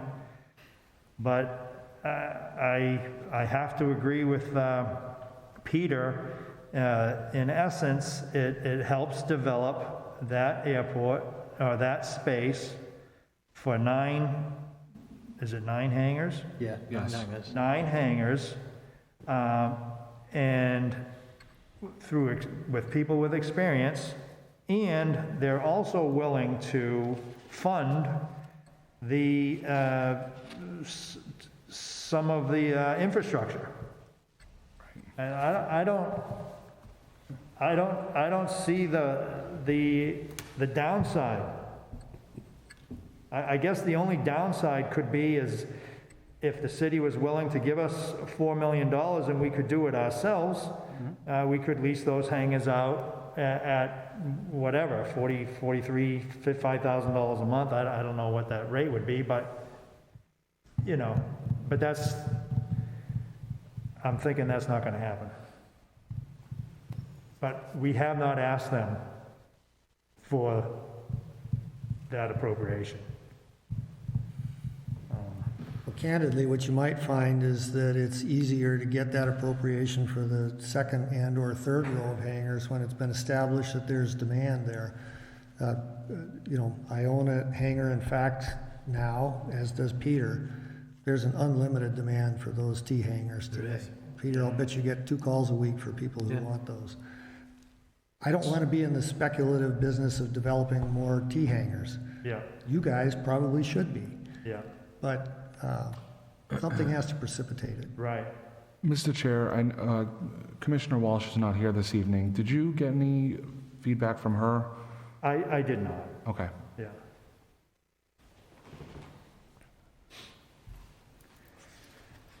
So, May I just say one thing? yes, Sorry. When I speak to George Pantelli tomorrow about the situation that we have with Mr. Bullock and Mr. Corley, I will also bring up the fact that we would like to see the 10-year review taken out of the lease agreement and see what his views are. Yeah. And tell him that it is a spike in the actual job at the moment, And hopefully if we get that listed, that's taken one of the objections out from the proposers. My memory's pretty clear, but I'm going off my memory, but he wanted that in, particularly when we did the lease from the airport to the city of Fitchburg. Right, okay. That was a big deal. So if he says okay, I would love to get something in writing I though. will get that, Because I believe I have something in writing from him that says he wants it in there. okay. That would be great. Situation's One of the changed issues somewhat though, you know? One of the issues that someone like us, and again, just by way of introduction, you know, we do a large consulting business. We work for a lot of people sitting kind of on your side of the fence and developing ground leases and advising them. So I know a little bit what you're facing and trying to think about this. It's very, very frustrating for us as a potential party to be talking to a counterparty that says, I got to go talk to the FAA who tells me that this is the only thing that I can do. It's very easy for the FAA to establish these edicts and say, boy, wouldn't it be better if you could get this, all right? But at some point in time, we'll come back jointly with a comprehensive agreement that we believe addresses all of our issues and ask the FAA whether they're going to agree to that or not. I don't want to imply incrementally that that's the only thing that we found objectionable in the lease. There are other issues having to do with what we would say are appropriate property rights under a ground lease situation that we take exception to. But I wanted, what I would suggest that you're really trying to decide today is it worth the commission's time to ask us to more fully flesh out what some of our objections might be and how we might suggest proceeding from this point forward. We've set forth basic economic terms. We've set forth certain threshold objections. You know, the appropriate question would be, what do you see happening next, Mr. Sheffels? And it might well be us developing a more fully addressed set of issues with the ground lease, or having a conversation with Mr. Pusatari offline about some of the generic objections that we might have. But, you know, you are in a situation where you've got a single bidder on this, and you need to decide whether you want to proceed on that basis or not. So, in the interest of not wasting your time, of course, because you've done a tremendous amount of work to this point, I think it's only fair. I can't make a decision one way or the other without having our full commission here, and I think it would only be fair that we have Commissioner Walsh as a part of this decision, because I would like to know what her thoughts are, and I was not aware that she was not going to be here this evening. Either was I, yeah. So I can't vote in confidence one way or the other to proceed with this without having her as a part of the complete unit. That's just my opinion on the matter. Thank you. Do we have to wait a month for that? Can't we call a special meeting and have it next week or whatever? Yes, we can. Yeah. Open. It'll be an open meeting. Okay. Can't you? Would that be done via Zoom? I mean, we can figure those details out after the fact, but Make a motion. virtual, I'm assuming.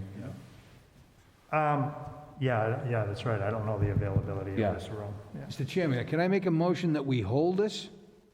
Is there a reason we need to vote on this tonight? No, I just, Was that, I don't- was that part of the, was that on the table? To vote? I do not, the motion is not on the table.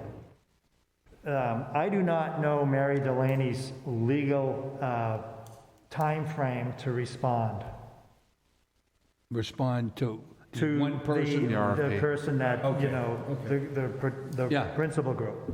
For whatever it's worth, we'll waive whatever statutory requirements if asked to Yeah. timeframes for a response. I also mentioned in Commissioner Walsh's absence that we don't jump to any decision one way or the other without having full commission here. Want a full commission, okay, yeah.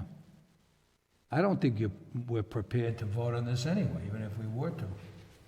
I think- Candidly, you don't have enough information to do anything other than Sure, say, yeah. continue to negotiate or flesh out issues better, such that eventually Mr. Pusateri is going to have to look at you and say, I believe that we could come to terms on a ground lease, so. Certainly. Out of respect to you, though, we don't want you to delve deeper into this until we say, okay, Yeah, in fact, one of our participants is a lawyer and has developed a very extensive list of comments on thoughts that we might have. So we'd be prepared to engage in short order with some of our thoughts on basic issues that we'd want to see resolved. I'll also tell you, though, those pieces will get resolved. We've done it in the past. We'll be able to do it again. All right. Thank you. All right, the commission will put this on, as a hold is the same as tabling it? Yes? Yeah, can I just inquire, I hate to prolong this any longer. Is there a written, his written response, it lays out a number of his specific concerns on the written lease, and some of them, like a preliminary? We only gave a very limited, like a couple of different examples that were kind of threshold issues, but we debated whether we should go into a multitude of issues, but then the implication is that represented the universe. I think what we wanted to stay is up very high. So just to, not to interrupt you, but to keep just, so there's just a short list of kind of threshold, are we in or are we out with working on? There are in fact those elements here where we've been somewhat terse in saying, you know, if we don't have a meeting of the minds on this, please consider our proposal withdrawn. So those are issues that go to term and the ability to avail ourselves of that term, the ability of the airport to unilaterally decide to take the buildings back at any point in time with no compensation, things like that, that I don't think there's going to be any argument on when somebody looks at it and says, yeah, okay, I get it. We didn't spend enough time thinking about it, so. Okay. Yep, so we're gonna table this, and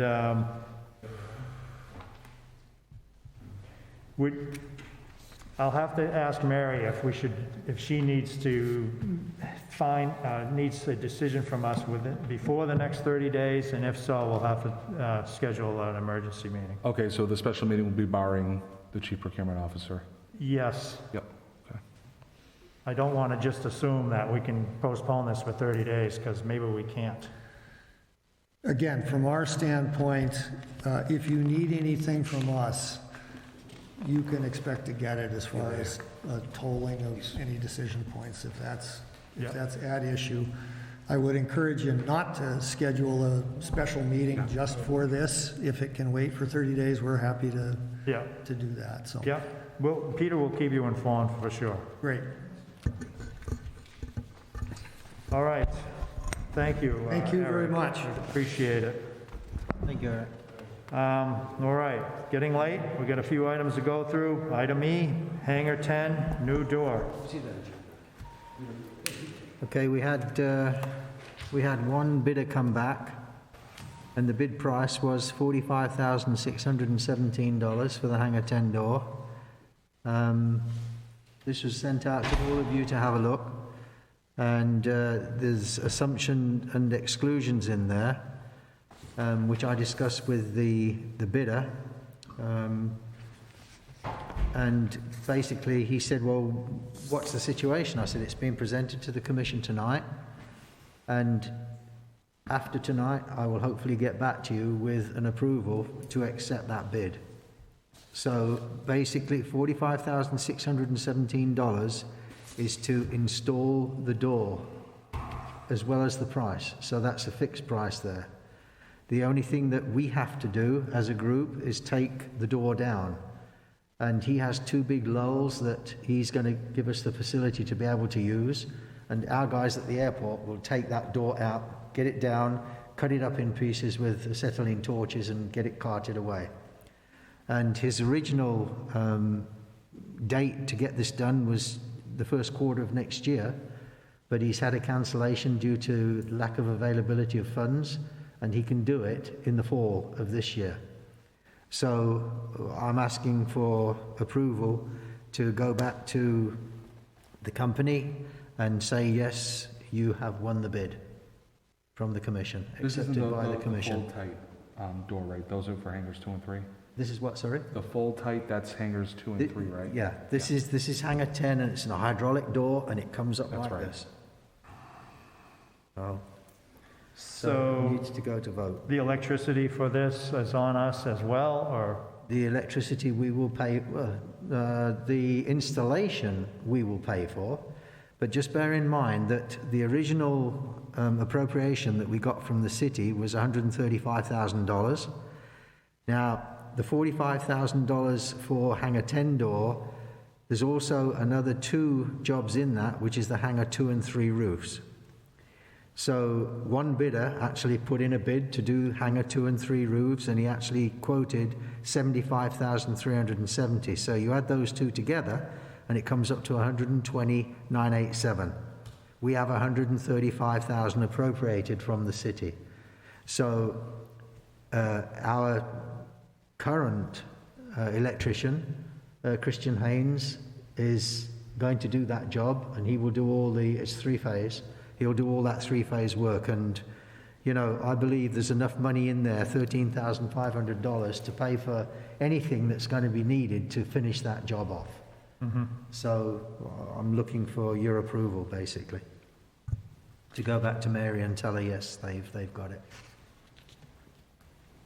Yeah, I would motion to appropriate monies for those 3 items, the hangar door replacement and the roof repair for hangar, it says 12 and 13, but it's 2 and 3, right? Yeah. Yeah. Doors, you're talking about the doors for hangars 2 and 3. No, roof. Roofs. Where are we? We're on E at the moment. We're on Yes. hangar 10 new door. Right, we're on E. Okay, so you were Getting just... ahead of ourselves. You're just summarizing the monies. Yes, Okay. and the other one's H, which is hangars 2 and 3. Yes, and then the Okay. roofs were 12 and 13? Yes. Okay. But I'm waiting a quotation on 12 and 13. That's just a small job, maybe $1,500 just to take some screws out, put them back in again with Yeah. neoprene washers and sealant. Yeah. So that's not a big job. So again, all right, so let me rephrase it. I motion to accept the bid for 45,617, I think the numbers you were... That's it, yes. For hangar 10 new door. Yes. I'll second. Any? Please. Second. A vote? Aye? Aye. Thank you. Brazil Rodeo and Mr. Concert. Chair, could I ask if you might take one matter out of order? I think you need me for the crew car, and then I could run home. We can do that. Thank you, sir. The crew car? Peter, was there anything else you think? Oh, the crew car, yes. Basically, I'm still waiting for Bill to come back, but the lady came back to me saying that we're good to go, as it is. Couple of provisos. Yes, and I'm actually getting those from Nashua Airport. Okay. The documents, and basically they said they don't get them to sign that they're paying. Just to take a step back, we have got approval from our city insurer to permit us to use the crew car pursuant to the terms that Peter was suggesting. And we have a couple of provisions that Peter's going to address. Right, and basically the only additional thing is that we raise a letter that I've asked him to send to us, says that I'd like you to see it. And then basically all it says is, what is your name, what's your address, just a follow-up to give the authority for us to get back to them if anything happens. So it's covered. We're now good for the crew car. Can I just, and I think the insurance issue is well on its way to being resolved, and which is a big hurdle, so that's great. We have a new hurdle, though, which was our auditor, who signed his last email on the topic as Calvin Brooks, city solicitor. Really? Which demonstrates good humor on his part. Yes. But he's concerned as to how it is that we go about allowing private individuals to use public property like a motor vehicle. But you saw my response back to him? I have not, sir, no. Okay. I went back to him saying that it's not businesses that are using it. The pilots that are coming in the planes want to use the crew car to go out and get lunch. Right. The businessmen get their own private car to take them wherever they want to go. It's not businesses. So I'm not sure, just hearing that right now, I'm just not sure that that's a significant enough distinction from his, because I did speak to him briefly about it. So Peter, there was one other thing I think we were going to do is just try to show examples of other public airports that do the similar thing. Yes. And so we were going to make a collection, and we're going to have this conversation with Mr. Brooks, Yes. part-time city solicitor. Very good. Is that a pay raise or a pay decrease? You know, I should speak to the mayor about it, because Yes. he should be compensated. Yeah. Absolutely. So we're all set on item K, crew car? Yeah. We have a little bit more due diligence to do. Yes. But yes, but for tonight, if we could be all set. Okay, thank you. Peter, is there anything else you think? No, sir. Thank you. Good. Thank you. Thank you for very coming much. in. Thanks for coming. Thank you. Brazil Rodeo and Concert, item F. Okay, the Brazil Rodeo and the concert and the Brazil Summer Festival underneath F and G, okay, have all been approved by the FAA. We got a letter from the FAA approving those two events. Okay. Sorry, the door was squeaking, so they've been FAA approved? That's it. Which one? Both events, they're all set? They're approved, yes, by the FAA. No other updates, right? Nope, Excellent. So we're moving forward with those as planned. yes. Okay. Yeah, the first one's on on Sunday. Item H, doors for hangars 2 and 3. They were actually alluded to in Jackie's presentation because one of the gentlemen that used to deal with us, Armin, Yes. he actually has put down documentation to send for an ASMP grant for both of those doors for hangars 2 and 3. And they're folding doors, and they're only about $14,000 each, and they look absolutely amazing. Yep. And we had the guy over, and he gave us a video, and he showed us, and they look really good, and he's happy with the hangers to put them onto those. So I have a question for you, Jackie, if I may. Sure. We are going to coat the roofs of hangars 2 and 3, and we're also going to put new doors on hangars 2 and 3. Okay. What does that do to the historical content? Because these have been listed as historical buildings. So are we okay to put a new roof on, a coating on the roof, and put new doors on? 2 and 3? Those are clear. So we can, Historical standpoint, you could actually go out there and take them down tomorrow. okay, all right, excellent, all right. I just didn't know if you said they were on the historical, you know, they've got to stay there for eternity. All right, okay, thank you, excellent, thank you. So they were a part of it, but you have the photos and that part's done. That archival photo documentation of those two buildings as well as the terminal building are complete, in accordance with the requirements. That stuff's been put up in the new admin building. Yeah. That's gonna be, you could take them down tomorrow if you wanted to. Excellent. No, we want to keep them because they've still got another 90 years left in them. Thank you. So I'm sorry, Peter, Doors for hangar 2 and 3.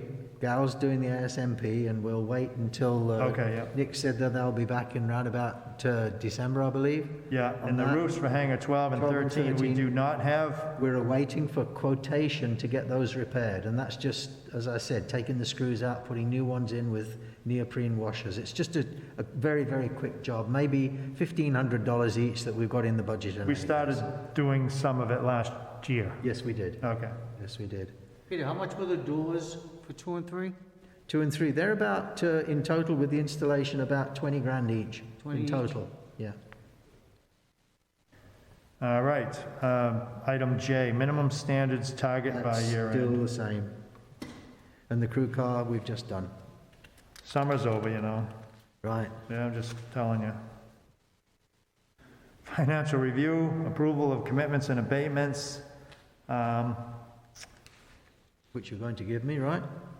But this month I'm asking for an abatement to Paul Michaud for September for 182.71. Yes. His plane, Paul died maybe 3 or 4 months ago, and his plane was in the hangar, and that's all been paid for those months. But the payment was 182.71, and he was billed for September, but the plane left on the last day, I believe, of August, so we didn't have time to stop it being billed out. So we need to abate that money, 182.71. Yeah, so a couple months ago, we abated $18 or $42, and then there was a question of whether we voted on it or motioned on it.